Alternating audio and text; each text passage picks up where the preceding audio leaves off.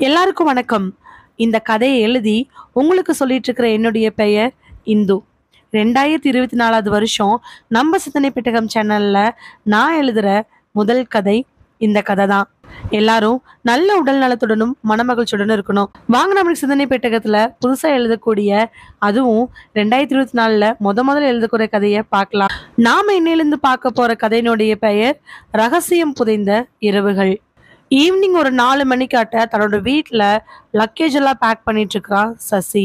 கரெக்டாக சசியோட ஃபோன் அடிக்க அதில் ரகு நேம் வரவே எடுத்து லவுட் ஸ்பீக்கர் போட்டுட்டு பேச ஆரம்பிக்கிறான். சொல்லு ரகு. ஏ சசி, என்ன பண்ணுற? நான் ரெடி ஆகிட்டு இருக்கிறேன். பேக்கிங்கா? ஆமாம் ரகு. ஏன்? இல்லை, கன்ஃபார்மாக முடிவு பண்ணிட்டியா? கன்ஃபார்மாக முடிவு பண்ணிட்டேன். ஏன் இத்தனை வாட்டி கேட்டே இருக்கிற ரகு? இல்லை சசி, நிலாவை கொஞ்சம் யோசிச்சு பார்த்தியா? முதல்ல நிலா கிட்ட சொன்னையா? பாதி சொல்லியிருக்கிற. பாதி சொல்லி நிலா கிட்ட முழுசா சொல்லிட்டு போனா கூட பரவாயில்ல. நீ பண்றது மிகப்பெரிய தப்புன்னு எனக்கு தோணுது. அதுவும் கல்யாணம் ஆகி 8 மாசம்தான் ஆகுது. அதுக்குள்ள நிலாக்கு நீ இப்படி ஒன்று பண்றது சரிப்பட்டு வர மாதிரி தெரியல. ரகு, ஆல்ரெடி உங்ககிட்டயும் நம்ம பசங்ககிட்டையும் நான் பேசுனது தான். நான் கன்ஃபார்ம் இன்னைக்கு நைட்டுக்குள்ள அங்கே போயிடுவேன். இதுல எந்த விதமான மாற்றமும் கிடையாது. அப்போ நிலாவை என்ன பண்ண போறேன்? நிலாவை எங்க வீட்டுக்கோ இல்லை எங்க அம்மா வீட்டுக்கோ தாட்டி விட போறேன். ஒரு கொஞ்ச நாள் தானே, இதுல என்ன ஆயிருப்போகுது? சரி சசி, நீ கேட்குற மாதிரி தெரில. உனக்கு என்னாவது ஏற்பாடு வேணும்னா உடனே கால் பண்ணு. நானும் அங்கே எல்லார்ட்டையும் பேசிட்டேன். நீ பார்த்து பத்திரம். சரி ரகு. ஃபோனை வச்சுட்டு கரெக்டாக சசி திரும்பி பார்க்க, அதே நேரத்தில் நிலா தன் கையில் 4-5 சுடிதாரோட உள்ளே வராங்க. என்னது, அயன் பண்ண வந்துடுச்சா? எல்லாமே வந்துடுச்சு. சீக்கிரமாக பேக் பண்ணு நிலா. ஆ சரி. நிலா எதுவுமே பேசாம பேக் பண்ணிட்டு இருக்கிறாங்க. முகமெல்லாம் வருத்தம். நிலா பேக் பண்ண ஆரம்பிச்ச உடனே சசி குளிக்கிறதுக்காக பாத்ரூம்குள்ள போயிடுறாரு. பேக் பண்ணி முடிச்ச நிலா பெட்ல கிடக்கக்கூடிய சசியுடைய போனை எடுக்கிறாங்க. எடுத்து ஓபன் பண்ணி பார்த்து வாட்ஸ்அப்ல செக் பண்ணும் பொழுது அதுல சாரு அப்படிங்கிற நேம் வந்திருக்குது. சாருங்கிற பேரை பார்த்தாலே நிலாவுக்கு கொஞ்சம் காண்டாகும். ஏன்னா சசிக்கும் நிலாவுக்கும் கல்யாணம் ஆகி 8 மாசம்தான் ஆகுது. கல்யாணம் ஃபிக்ஸ் பண்ணதுலேருந்து இப்போ கொஞ்ச நாளைக்கு முன்னாடி வரைக்குமே சசியை எப்போ பார்த்தாலும் சாரு க்ரஷ் அப்படிங்கிற மாதிரி சொல்லியுமே ரொம்ப க்ளோஸாக தான் மூவ் பண்ணுவா. அதனால நிலாவுக்கு கொஞ்சம் பாசிட்டிவ் தான். சாரு பேரப்பாரு, எப்போ பார்த்தாலும் அரைகுறை ட்ரெஸ்ஸை போட்டுக்கிட்டு பல்ல போட்டு இழிச்சுக்கிட்டு உள்ளே போய் பார்க்கலாமா வேண்டாமா? லாஸ்ட்டாக ஏதோ ஒரு வீடியோ வந்திருக்குதே, எப்போ வந்திருக்கு? ஓப்பன் பண்ணி பார்க்கும் பொழுது அக்டோபர் 22 அன்னைக்கு சாரு ஏதோ பேசி ஒரு வீடியோ ஒன்று அனுப்பிச்சிருக்கிறாங்க சசிக்கு. இன்னைக்கு அக்டோபர் 28, 6 நாள் ஆச்சு. இவ எங்கேயோ வெளியில் போனான்னு சொல்லிட்டு இருந்தாரே, போகிறதுக்கு முன்னாடிக்கு இது அனுப்பிச்சி வச்சிருந்துருப்பாளோ? ஓப்பன் பண்ணி பார்க்கலாமா வேண்டாமா? வேண்டான்னு உள்ளுணர்வு சொன்னாலும் பொண்டாட்டிங்கிற கேரக்டர் இருக்கிறவங்க பொண்டாட்டிக்கான குணாதிசயத்தில் நடந்து கொண்டுமா இல்லையா? வீடியோவை ஆன் பண்ணுறாங்க. ஆன் பண்ண உடனே பளிச்சுன்னு ஒரு வெள்ளை கலர் சுடிதாரில் போனிடெயில் போட்டுக்கிட்டு கண்ணில் கண்ணாடியோட பார்க்கறக்கு பல்ல பல்லன்னு சாரு பேச ஆரம்பிக்கிறாங்க. அக்டோபர் 22. ஹலோ எவ்ரிபடி, எல்லாம் எப்படி இருக்கீங்க? இன்னைக்கு அக்டோபர் 22. நான் இன்னைக்கு ரொம்ப ஹாப்பியாக இருக்கேன். ஏன்னு சொல்லுங்க. நாம் நினச்ச மாதிரியே ஒரு ப்ராஜெக்ட்குள்ளே என்ட்ரு ஆயிட்டோம். நான் இப்போ எங்கே இருக்கேன்? யாருமே வரமாட்டேன்னு சொன்ன ஏற்காட்டிலேருந்து கொஞ்ச தூரம் இருக்கக்கூடிய குப்பமேடுங்கிற இடத்துல இருக்கேன். பாருங்க, இப்படி ஒரு அழகான காட்சியை நீங்கள்லாம் மிஸ் பண்ணிட்டீங்க. இது கிராமமா, சிட்டியா, இல்லை டூரிஸ்ட் பார்ட்டா, கோயில்களுக்கு வரக்கூடிய இடமானு சொல்லவே முடியாது. சொல்லிட்டு கேமரா ஒரு பக்கமாக திருப்பேன். பார்த்தீங்களா, நாமெல்லாம் எதிர்பார்த்துட்டு இருக்கக்கூடிய ஏற்காட்டில் இருக்கக்கூடிய குப்பமேடு. இந்த பக்கம் பாருங்க, இது சிட்டிக்கு போகக்கூடிய ஒரு மெயின் ரோடு. பைபாஸ் ஒன்று, நிறைய கார்கள் போகிற மாதிரியான இடம். அப்படியே கொஞ்சம் பக்கம் திருப்புனா ஒரு 1.5 கிலோமீட்டரு கண்ணுக்கு தெரிகிற மாதிரியான மலை பிரதேசங்கள் தான். அங்கே பார்த்தீங்களா, அதுதான் நான் தங்கி இருக்கக்கூடிய ரெசார்ட். மெயின் ரோட்லேருந்து நடந்து போனோம்னாலே 1.5 கிலோமீட்டரில் ரெசார்ட். ஆனால் என்ன ஆச்சரியம், இந்த 1.5 கிலோமீட்டரும் நம்ம கண்ணுக்கு தெரியுது. இந்த பக்கமாக பாருங்க, ஃபுல்லாக காடு. அது மட்டுமா, ரெசார்ட்லேருந்து அப்படியே கொஞ்சம் லெஃப்ட் சைடு தெரியுது பார்த்தீங்களா ஒரு புதர். அந்த புதர் வழியாக இறங்கி போனீங்கன்னா குகை கோயிலுமே பக்கத்தில் பாலடைஞ்ச குகையும் இருக்குது. இதுக்காக தான் நான் இங்கே வந்திருக்கேன். எல்லாரும் மிஸ் பண்ணிட்டீங்க. முடிஞ்சா இன்னும் 2-3 நாள்ல இதே ஏற்காட்டில் இருக்கக்கூடிய குப்பமேடுங்கிற இடத்துக்கு மறக்காம வந்துருங்க. சொல்லிட்டு அந்த வீடியோ முடிவடையுது. வீடியோ அதோட கட்டாயி வெளியில வந்துடுது. வீடியோ பார்த்து முடிச்ச நிலாவுக்கு அப்படி ஒரு கோவம். கோவங்கிறத விட பொசசிவ்னஸ்னே வச்சுக்குவோம். ஆமா, பெரிய பார்க்கறக்கு அழகா இருந்துட்டானா இது வேணா சொல்லிடலாம். பேசுறது என்னமோ பெரிய விஜே ஆர்ஜே மாதிரி. இவங்கெல்லாம் தொல்பொருள் ஆராய்ச்சி நிறுவனத்தில் வேலை செய்கிறாங்களா இல்லை வேற என்னன்னு எனக்கு தெரிய மாட்டேங்குது. ஐடியில் வேலை செய்கிற மாதிரி ஒரே ஜாலியாக இருக்காங்க. வழக்கமாக இவங்கெல்லாம் நல்லா டிப்டாப்பாக சேலையோ இல்லை காட்டன் சுடிதாரோ போட்டுக்கிட்டு தலையை நல்லா கொண்டை போட்டு கண்ணாடி போட்டு பார்க்குறக்கு லட்சணமாக இருந்தால் தானே டிஷர்ட்டையும் அதை இதையும் போட்டுக்கிட்டு. இவன் இன்னொரு வீடியோ வேறு அனுப்பியிருக்கா. என்னென்னு ஓப்பன் பண்ணி பார்க்கலாமா வேண்டாமா? அதுக்கு அடுத்து இருக்கக்கூடிய ஒரு வீடியோ, அடுத்துங்கிறத விட அதுக்கு முன்னாடி தான் அது வந்திருக்கு. ஓப்பன் பண்ணி பார்க்க, ஹலோ, மறுபடியும் நான் தான் உங்களோட சாரு. இந்த முறை சாருவோட டிஷர்ட் மாறி இருக்கு, கண்ணில் இருக்கக்கூடிய கண்ணாடியும் மாறி இருக்கு, ஹேர் ஸ்டைல் எல்லாம் கூட மாறி இருக்கு. ஏன்னா அது நைட் டைம் எடுக்கப்பட்டது. வாட்சில் பார்த்தா என்னமோ 6:45 தான் இருக்குது. இருட்டு ரொம்ப படர்ந்து கிடக்குது. காட்டுப்பகுதி அப்படிங்கிறதுனால என்னமோ இருட்டு அதிகமாக பரவி இருக்குது. இதுதான் நான் தங்கி இருக்கக்கூடிய ரூம். இங்க இருக்கக்கூடிய ரெசார்ட்ல ரொம்ப ஸ்பெஷாலிட்டி ஒன்று இருக்கு. யார் யாருக்கு என்னென்ன கலர் பிடிக்குமோ அந்த கலரை சொல்லி அதுக்கேற்ற மாதிரி ரூம்ல தங்கிக்கலாம். இங்க மொத்தமா 24 வீடு இருக்கு. என்னடா வீடுன்னு சொல்றேன்னு பாக்குறீங்களா? ஆமா, இங்க 24 வீடு தான். ஏன்னா ஒரு ரூமுக்கும் இன்னொரு ரூமுக்கும் ரொம்ப டிஸ்டன்ஸ். நடுவுல வீடு, சுத்தி பூங்கா தோட்டம், அங்க ஒரு சின்னதா 4 பேர் உட்கார்ந்து சாப்பிட்ற மாதிரி ஒரு டைனிங் டேபிள். அங்கிருந்து வெளியில வந்து ரோட்ல நடந்தோம்னா தான் கிட்டத்தட்ட ஒரு 25-30 அடிக்கு அப்புறம் பக்கத்து வீடு இருக்கு. அது கொஞ்சம் பின்னாடி தள்ளி இருக்கும். ஜிக்ஸாக் மாதிரி. நம்பர் 1, அதாவது ஒரு கலர் வீடு முன்னாடி இருந்துச்சுன்னா இன்னொரு கலர் வீடு பின்னாடி இருக்கும். யாருக்கும் எந்த டிஸ்டர்பன்ஸும் கிடையாது. இந்த சாருக்கு ரொம்ப பிடிச்ச கிரீன் கலர் வீட்டில் தங்கி இருக்கேன். ஸோ என்னுடைய வீடு பேரு green colour land, means green land. பார்த்தீங்களா, சுற்றி இருக்கக்கூடிய இடம் எல்லாமே க்ரீனாக இருக்குது. சாரும் தான் ரூமில் இருக்கக்கூடிய எல்லா பொருட்களையும் சுற்றி காமிச்சிட்டு கடைசியாக சசி அப்படின்னு பேசும் பொழுது கட் ஆயிடுது. என்னமோ சசின்னு சொல்ல வந்தா, ஆனால் கட் ஆயிடுச்சு. ஒருவேளை இவருக்கும் க்ரீன் கலர் தான் பிடிக்குமோ? ம், இவரை விடக்கூடாது. நம்மளை எங்கேயோ பேக் பண்ணி அனுப்பிச்சிட்டு இவர் சாரு கூட போனார்னா வரட்டும். ஃபோனை வச்சுட்டு உட்காந்துட்டு இருக்கிற அதே நேரத்தில் டக்குன்னு கதவை திறந்துட்டு வெளியில் வரான் சசி. ட்ரெஸ்ஸு ஓரளவுக்கு போட்டிருக்க, தலையெல்லாம் தவட்டிட்டு வெளியில் வந்த சசி, ஏ நிலா, பேக் பண்ணிட்டியா? பேக் பண்ணிட்டேன். குளிச்சிட்டல? நான் எப்போவோ குளிச்சிட்டேன். சரி, ரெடியாகு, நாம கிளம்புவோம். ஏற்கனவே வேலை விஷயமா வெளியூர் போறேன், நீ ஊருக்கு போன்னு சொன்னதுல 50% உடன்பாடே இல்லாத நிலா இப்ப இந்த வீடியோலாம் பார்த்ததுக்கு அப்புறம் கண்டிப்பா போவாளா? டக்குன்னு யோசிச்சவ, உங்களுக்கு பிடிச்ச கலர் என்னது? ஏன் கேட்குற? என்னதுன்னு சொல்லுங்க. எல்லோ. அப்பாடா, மனசுக்குள்ள நினைக்கிற அடுத்த நிமிஷம் க்ரீனும் ரொம்ப பிடிக்கும். கோவம் உச்சத்துக்கு போகுது. என்னாச்சு? ஒன்றும் இல்லை. நிலா, இப்போ நீ எங்கே போற? எங்கே போறன்னா, கரூரில் இருக்கிற நம்ம வீட்டுக்கு போறியா, திருப்பூரில் இருக்கிற உங்கள் அம்மா வீட்டுக்கு போறியா? அதுக்கேற்ற மாதிரி தானே பஸ் வச்சு விட முடியும். இல்லை சேலம் போய் ஒட்டுக்கா மாற்றிக்கிறியா? நான் 2 பக்கம் போகல. அப்புறம் இங்கே இருக்க போறியா? இங்கே நீ தனியாக இருக்க முடியாது. நீ ஊருக்கு போயிரு. பெங்களூரில் உன்னை மட்டும் தனியாக விட்டுட்டு நான் எங்கே போகட்டும்? அப்படி நான் சொல்ல வரல. நான் உங்கள் கூடயே வரேன். சொன்ன உடனே கோவப்பட்டவன், நெய்யும் வரையா? அப்படிலாம் வர முடியாது. ஏன் வர முடியாது? கல்யாணம் 8 மாதம் தானே ஆகுது. நீங்கள் எங்கே போக போகிறீங்க அதை முதல்ல சொல்லுங்கள். நான் வேலை விஷயமா போகிறேன். நீங்கள் வேலை விஷயமா தானே போகிறீங்க. அங்கே நான் வரேன். அங்கே வந்து என்ஜாய் பண்ணிக்கிறேன்.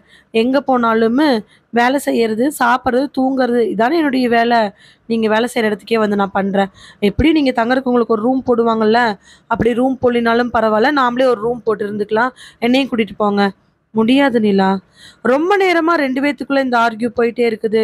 நிலா திட்டவட்டமா சொல்லிட்டா, என்னை கூட்டிட்டு போயே தான் ஆகணும். இல்லைன்னா நான் வேற மாதிரி நடந்துக்குவேன்னு 1/2 மணி நேரத்துக்கு மேல பிரச்சனையாக டக்குன்னு மணியை பார்க்க மணி 5:30 தாண்டி போயிட்டு இருக்குது. 5:30 மணிக்கு மேல ஆச்சு அப்படின்னா இங்கிருந்து ஏற்காடுக்கு மலை ஏறுறது ரொம்ப சிரமம் அப்படின்னு அவனுக்கு நல்லாவே தெரியும். கடைசியில ஏதோ ஒரு குழப்பத்துல கூடவே அவன் அம்மாவுக்கு கூட ஃபோன் பண்ணி சமாதானத்துக்கு கொண்டாடுற 6 மணி அப்படிங்கும் பொழுது நிலாவும் பெட்டியை கட்டிக்கிட்டு அதே காரில் அவன் கூட அவன் வேலைக்காக போகக்கூடிய இடத்துக்கு போகிறாங்க. காரில் எல்லாமே ஏற்றுனதுக்கு அப்புறமா டிரைவர் சீட்டில் ஏறி உட்கார்றான் சசி. டிரைவர் சீட்டுக்கு பக்கத்தில் இருக்கக்கூடிய ஃப்ரண்ட் சீட்டில் ஏறி உட்காந்து, நிலா, நம்ம ஏற்காடு தானே போகிறோம். இது வரைக்கும் எங்கே ஒர்க் போகிறோன்னு சொல்லி நிலா கிட்ட சசி சொல்லவே இல்லை. ஆனால் எப்படி அவள் கரெக்டாக கண்டுபிடிச்சா? அவன் சந்தேக பார்வையோட நிலாவை பார்த்து, எப்படி கரெக்டாக சொல்லற? எனக்கு நல்லாவே தெரியும் நம்ம ஏற்காடு போகிறோம் அப்படின்னு. பார்த்துக்கிறேன் நானும் அவளான்னு மனசுக்குள்ளே நினச்சிக்கிட்டு சும்மா கேட்டேன். ஃபோன் எடுத்து பார்த்தியா? இது என்னது? என் ஃபோனை நீங்கள் பார்க்குறதும் உங்கள் ஃபோனை நான் பார்க்குறதும் நம்மளுக்குள்ளே இருக்கக்கூடிய வழக்கமான விஷயம் தானே. நம்மளுக்குள்ளே என்ன ஒரு ஒளிவு மறைவு? நான் அதை கேட்கல. நிலா, நல்லா ஞாபகம் வச்சுக்கோ. வந்த இடத்துல நான் சொல்கிற மாதிரி தான் நீ நடந்துக்கணும். என்னை மீறி நீ எக்காரணத்தை கொண்டும் எந்த செயலும் பண்ணிடக்கூடாது. சரி, நான் பண்ண மாட்டேன். கார் எடுத்து ஒரு அரை மணி நேரத்துக்கு அப்புறமா மறுபடியும் சசியோட மொபைல் அடிக்க ஆரம்பிக்குது.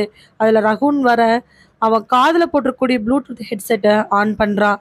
சொல்லு ரகு, கிளம்பிட்டியாடா? இப்போதான். டைம் 6:30 ஆக போகுது. ஆமாம். சரி, நிலா எங்கே கிளம்பியிருக்கிறா? என் கூட தான் வந்துட்டுருக்குறா. டேய், என்னடா உளர்ற?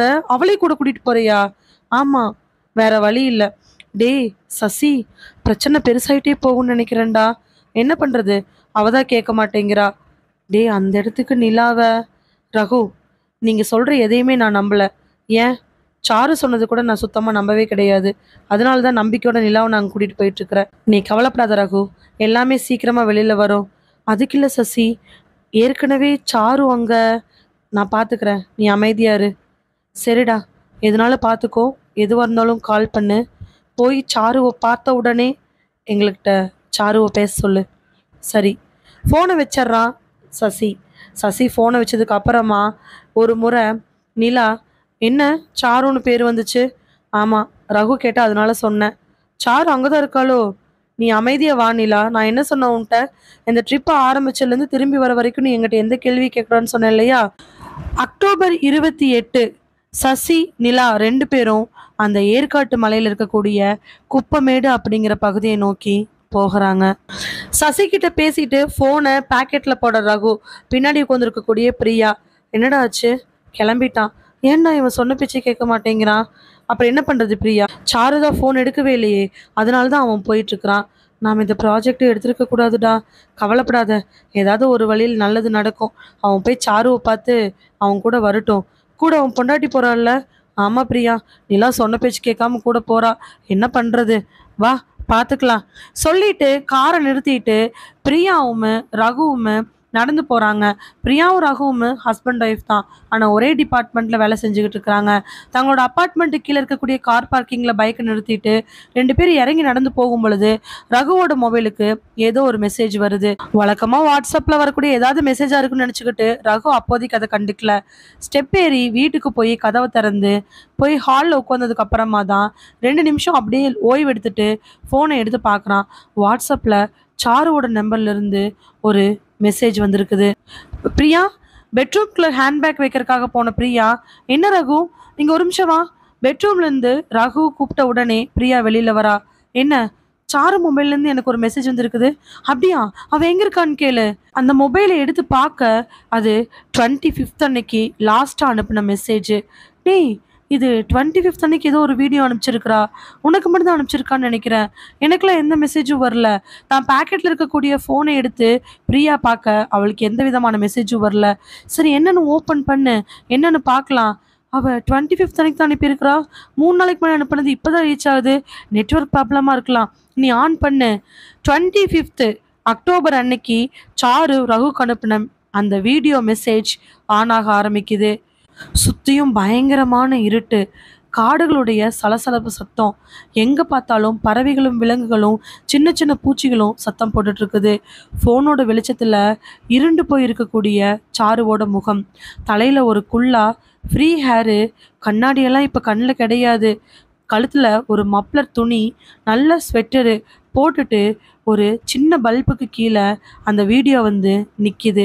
அவ்வளோ நேரம் யாரோ ஓடுற மாதிரி இல்லை, சாரு ஓடுற மாதிரி கிடுகிடுன்னு நடங்கின அந்த வீடியோ ரெக்கார்டர் இப்போது அது ஒரு ஓரமாக வந்து நிற்கிது. அந்த இடம் ஒரு சின்ன குடிசைக்கு பக்கத்தில் துளியூண்டு எரிஞ்சிட்டு இருக்கக்கூடிய லைட் வெளிச்சம். சுற்றியுமே ஆட்கள் நடமாட்டம் இருக்கிறதுக்கான வாய்ப்புகளே கிடையாது. ஆனால் அது அவ்வளோ இருட்டுன்னு அவ்வளோ நடுராத்திரின்னு சொல்ல முடியாது. வீடியோ எடுத்தவ வாயை தொடச்சிக்கிட்டு மூச்சு வாங்க பேச ஆரம்பிக்கிறான். இன்னைக்கு அக்டோபர் 25. நான் ஒரு மிகப்பெரிய தப்பு பண்ணிட்டேன். இந்த குகை கோயில்லையுமே இந்த குகைக்கு பக்கத்தில் இருக்கக்கூடிய பாலடைஞ்ச குகையிலையுமே என்ன இருக்குன்னு உங்கள் எல்லாருடைய பேச்சையும் மீறி பார்க்க வந்தது என்னுடைய தப்பு தான். நான் இப்போ அந்த தப்பை உணர்ந்துட்டேன்.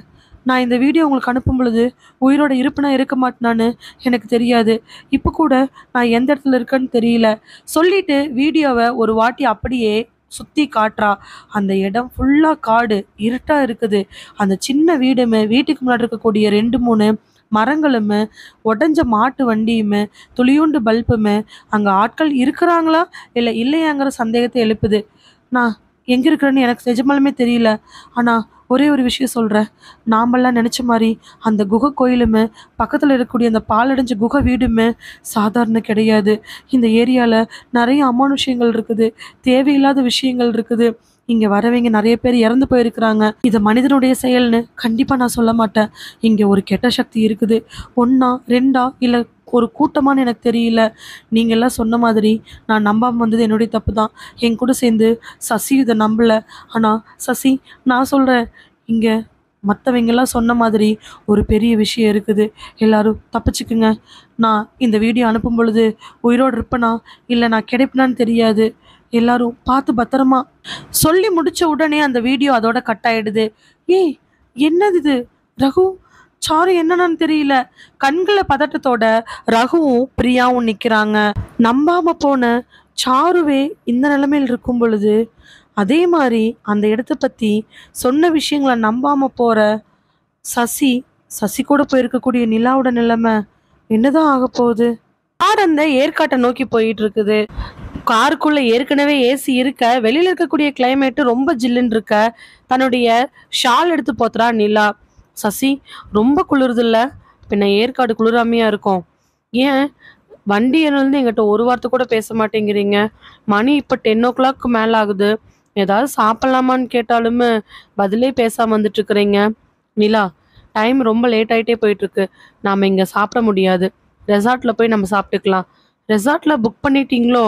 ஆமா. அப்ப பக்காவா பிளான் பண்ணி தான் கிளம்பியிருக்கீங்க. எங்கிட்ட என்னென்னமோ போய் சொன்னீங்கல்ல. எதுக்காக போறோம் ஏன் போறோன்னு தெரியாம இவ பேசுறது இன்னுமே கோவமா வருது. எதுவுமே பேசாம வண்டி மட்டுமே ஓட்டிட்டு போறாரு சசி. கரெக்டா ஏற்காடு ஆரம்பிச்ச உடனே, சசி, இங்க பாருங்க, இந்த இடத்துல போட்டுக்கிட்டோம்னா நீங்க வேலை முடிச்சுட்டு வந்ததுக்கு அப்புறமா நாம இங்கேயும் போய் சுத்தி பார்க்கறதுக்கு நல்லா இருக்கும். இங்க போட்டுக்கலாமா? இங்கெல்லாம் இல்லை. வண்டி அதுக்கப்புறம் கொஞ்சம் தூரம் போய் ஏதோ ஒரு கரடு முரடான பாதையில கீழே இறங்க ஆரம்பிக்குது. என்ன, மலை மேல வந்துட்டு மறுபடியும் கீழே இறங்குற மாதிரி இருக்கு. சொல்லி முடிக்கிறதுக்குள்ளேயே மறுபடியும் மேடு ஏறுது. என்னங்க இது? ஜிக்ஸாக் மாதிரி கீழே ஏறுது, மேலே இறங்குது. ஒரே ஆச்சரியமா இருக்கு. நாம இப்ப ஏற்காட்டு பக்கமே இல்லையாட்டு இருக்கு. ஏற்காடு தாண்டி ரொம்ப தூரம் போயிட்டோமோ? இல்ல, இதுவும் ஏற்காடை சேர்ந்ததுதான். ஆனா அங்கிருந்து கொஞ்சம் தூரம் தள்ளி இங்கேயும் ஒரு சில டூரிஸ்ட் ஸ்பாட் இருக்கு. ஆனா நிறைய பேரு இங்க வர்றது கிடையாது. என்ன காரணம்? என்ன காரணம்னு சொல்றதுக்கு அவனுக்கு மனசு வரல. சரி, இப்ப நாம அப்படி எங்கதான் போறோம்? நாம இருக்கிறதும் ஏற்காடு தான் நிலா. நாம போற ஊர் பேரு குப்பமேடு. அங்கதான் போறோம். அப்போ அவங்க சுத்தி பார்க்கறதுக்கு என்னதான் இருக்கும்? டக்குன்னு நிலா பார்த்து முறைச்சவன், நாம சுத்தி பார்க்கறதுக்காக போகல, நான் ஒரு வேலை விஷயத்துக்காக போறேன், நீ தேவையில்லாம என் கூட வந்துட்டு இருக்கிற, அவ்வளோதான் சொல்லிட்டு சசி வண்டியை ஓட்டிட்டு போக, அங்க போய் வண்டியை நிறுத்தும் பொழுது முன்னாடி சின்னதா ஒரு 10க்கு 10 ரூம் மாதிரியான ரூம் முன்னாடி நிறுத்துறாரு. இறங்கு. எதுக்கு? இறங்குன்னு சொன்னேன். 2 பேரும் வண்டியிலேருந்து இறங்குறாங்க. அந்த ரூமுக்கு முன்னாடி போய் நிக்க, உள்ள இருக்கிற ஒருத்தர், சொல்லுங்க சார், இதுதான் லேண்ட் ரெசார்ட்டா? ஆமா சார், இங்க எங்களுக்கு ரூம் வேணும். சார் வாங்க சார், அதிகமான ஆட்கள் நடமாட்டம் இல்லாத ரெசார்ட்னு நல்லாவே தெரியுது. அப்படி இருக்கும் பொழுது எதுக்காக இங்க ரூம் போடுறாருன்னு அவளுக்கு ஒரு சந்தேகம்தான். சசி, என்ன இங்கேயே நம்ம போடணும்? இங்க சுத்தி ஆட்கள் நடமாட்டமே இல்லை. அதே மாதிரி ரூம் எங்க இருக்குன்னு தெரில. இது ரிசப்ஷனா? 10க்கு 10 ரூம் மாதிரி இருக்கு. ஒருத்தர் டேபிள் போட்டு உட்காந்துருக்காரு. எனக்கு இங்க போடுறது ஏதோ சரிப்பட்டு வர மாதிரி தெரியல. அதுக்குள்ள அங்க இருக்கிறவரு, சார், இந்த லேண்ட் ரெசார்ட்ல மொத்தமா 24 ரூம் இருக்கு. ரூமுங்கிறத விட நீங்க வீடுன்னு கூட வச்சுக்கலாம். கொஞ்சம் கொஞ்சம் டிஸ்டன்ஸா தள்ளி தள்ளி இருக்கும். யாரும் எந்த டிஸ்டர்பன்ஸும் பண்ண மாட்டாங்க. கப்பிள்ஸ் யாரும் டிஸ்டர்பன்ஸும் இருக்கக்கூடாது, நாங்க என்ஜாய் பண்ணணும்னு நினைக்கிறவங்க எங்க ரெசார்ட் தான் சார் வருவாங்க. இங்க ஒரு வீட்டுக்கும் இன்னொரு வீட்டுக்குமே எந்த சம்மந்தமும் இருக்காது. நீங்க என்ஜாய் பண்ணலாம். ஏதாவது ஹெல்ப்னா நீங்க லேண்ட்லைன் மூலமா கான்டாக்ட் பண்ணீங்கன்னா நாங்க வந்துருவோம். அதே மாதிரி எங்க ரெசார்ட் தாண்டி பின்னாடி போனீங்கன்னா எல்லாமே மலைவாழ் மக்கள் வாழக்கூடிய இடம் தான். நீங்க ஒரு கைடு கேட்டிங்கன்னா கூட நாங்க அரேஞ்ச் பண்ணி கொடுப்போம். அவர் உங்களுக்கு எங்களுக்கு பின்னாடி இருக்கக்கூடிய மலைவாழ் ஊர்களும் அங்க இருக்கக்கூடிய பாரம்பரியமான கோயில்களுக்கு கூட்டிட்டு போவாங்க சார். எந்த ரூம் சார் வேணும் உங்களுக்கு? உங்களுக்கு பிடிச்ச கலரை சொல்லுங்க சார். அதுக்கேத்த மாதிரி நான் ரூம் போட்டுருவேன். 24 ரூம்ல எத்தனை ரூம் ஃப்ரீயா இருக்குன்னு தெரிஞ்சுக்கலாமா? டக்குன்னு அவர் கேட்ட உடனே என்ன சொல்றதுன்னு தெரியாம ரிசப்ஷன்ல இருந்த பையன், சார் உங்களுக்கு எத்தனை வேணும்னு சொல்லுங்க சார். கிரீன்லேண்ட்னு ஒன்று இங்க இருக்குல்ல. கிரீன்லேண்ட் அதான் சார் கடைசி. 2 கிரீன்லேண்ட் இருக்கு. இந்த பக்கம் ஒண்ணு, அந்த பக்கம் ஒண்ணு. ஆனா 2மே இப்போ புக்ல இருக்கு சார். அங்க ஆட்கள் இருக்கிறாங்க. தோ அந்த ஏஜ்ல இருக்கக்கூடிய கிரீன்லேண்ட்ல ஆல்ரெடி ஹனிமூன் கப்பல் இருக்காங்க. இந்த பக்கமா இருக்கக்கூடியதுல ஒரே ஒரு பொண்ணு மட்டும் இருக்காங்க சார். அப்படியா? அதுக்கு ரொம்ப பக்கத்துல இருக்கக்கூடிய ரூம் ஏதாவது இருக்குமா? அதுக்கு பக்கத்துல சொல்ல முடியாது சார். 2, 3 ரூம் தள்ளி வேணா ஒரு எல்லோ லேண்ட் இருக்கு. நீங்க எடுத்துக்கிறீங்களா? ஆ சரி ஓகே. எல்லோ லேண்ட் குடுத்துருங்க. பேச பேசவே ஆல்ரெடி சசியோட கைய பிடிச்சிட்டு இருந்த நிலா, திடீர்னு சசி, என்ன நிலா? எதுக்காக நீ கிரீன்லாண்டுக்கு விசாரிச்சுட்டு இருக்கிற? சும்மாதான். எதுக்கு இப்ப என் மேல இவ்ளோ கோவப்பட்ட? நீ பேசாம வான்னு உன்ட்ட சொல்லிட்டேன். நான் அதுக்கு வரல. நம்ம இந்த பக்கமா இருக்கக்கூடிய இடத்துக்கு போலாம் வாங்க. ஏன்? நீ ஏன் அந்த எட்ஜுக்கு போறன்னு எனக்கு நல்லாவே தெரியும். அந்த கிரீன்லேண்ட் பக்கத்துல எந்த ரூமும் வேண்டாம். நம்ம அப்படியே டைரக்ட் ஆப்போசிட்டா இருக்கக்கூடிய இடத்துக்கு போய்க்கலாம். இங்க பாரு, நான் வேலை விஷயமா வந்திருக்கேன். நான் என்ன சொல்றேனோ அதைத்தான் நீ கேட்கணும். ஒழுங்கா வந்துரு. நிலாவுக்கு அழுகையா வருது. எதுக்காக? அவ இருக்கக்கூடிய ரூமுக்கு பக்கத்துல போடணும். சாருவோட ரூமுக்கு பக்கத்துல போட்டாதான் வேலை செய்ய முடியுமா? தூரமா இருந்தா வேலை செய்ய முடியாதா? சாரு பாக்குறதுக்காக இவ்வளவு தூரம் வந்திருக்கானா அப்படிங்கிற எண்ணமெல்லாம் வர ஆரம்பிக்குது. அதுக்கப்புறமும் நடந்தெல்லாம் அந்த ரூமுக்கு போக முடியாது. கார்ல தான் போகணும். கார் எடுத்துக்கிட்டு போக ஆரம்பிக்கிறாங்க. ரெசார்ட்டே அப்படி ஒரு அழகா இருக்குது. நிறைய இடங்கள்ல இருட்டு தான். ஆட்கள் அவ்வளோ இல்ல போல. ஆனா இருக்கிற இடங்கள்ல வீடுகள் நல்லா பளிச்சுன்னு தான் இருந்துச்சு. பக்கத்துல போக போக இருட்டு மட்டுமே அவங்களுக்கு பதில். ஏன்னா அவங்க தங்கி இருக்கக்கூடிய இடத்துல அந்த பக்கத்துல இருந்துமே இந்த பக்கத்துல இருந்துமே ஆட்கள் யாருமே இருக்கிற மாதிரி இல்ல. அப்படி இருக்கும் பொழுது எதனால கிரீன்லாண்ட்ல இருந்து 2, 3 இடம் தள்ளி இவங்களுக்கு கொடுத்தாங்கன்னு தெரியல. எல்லோ லேண்டுக்கு முன்னாடி போய் வண்டி நிக்க, அங்கிருந்து இறங்கி லக்கேஜ்லாம் எடுத்துக்கிட்டு உள்ள போறா நிலா. நிலா உள்ள போய் திறந்து பார்க்கும் பொழுது அந்த எல்லோ கலர்ல இருக்கக்கூடிய அந்த ரூம் அப்படியே கண்ணை பறிக்க ஆரம்பிக்குது. இருந்த எல்லாத்தையும் மறந்துட்டு அப்படியே நிம்மதியாயிடுறா. அதுக்கப்புறமா லேண்ட்லைன் மூலமா காண்டாக்ட் பண்ணி சாப்பாடு அரேஞ்ச் பண்ணி சாப்பிட்டுட்டு 2 பேரும் தூங்குறதுக்கு கிட்டத்தட்ட 11:30 மணிக்கு மேல ஆயிடுச்சு. அவசர அவசரமா வந்த பொருட்களை எல்லாம் எடுத்து வச்சுட்டு சாப்பிட்டு முடிச்சுட்டு வேகமா படுக்கவும் செஞ்சுட்டாங்க. மணி இப்போ 1:15க்கு மேல இருக்கும். டக்குன்னு முழிப்பு வருது சசிக்கு.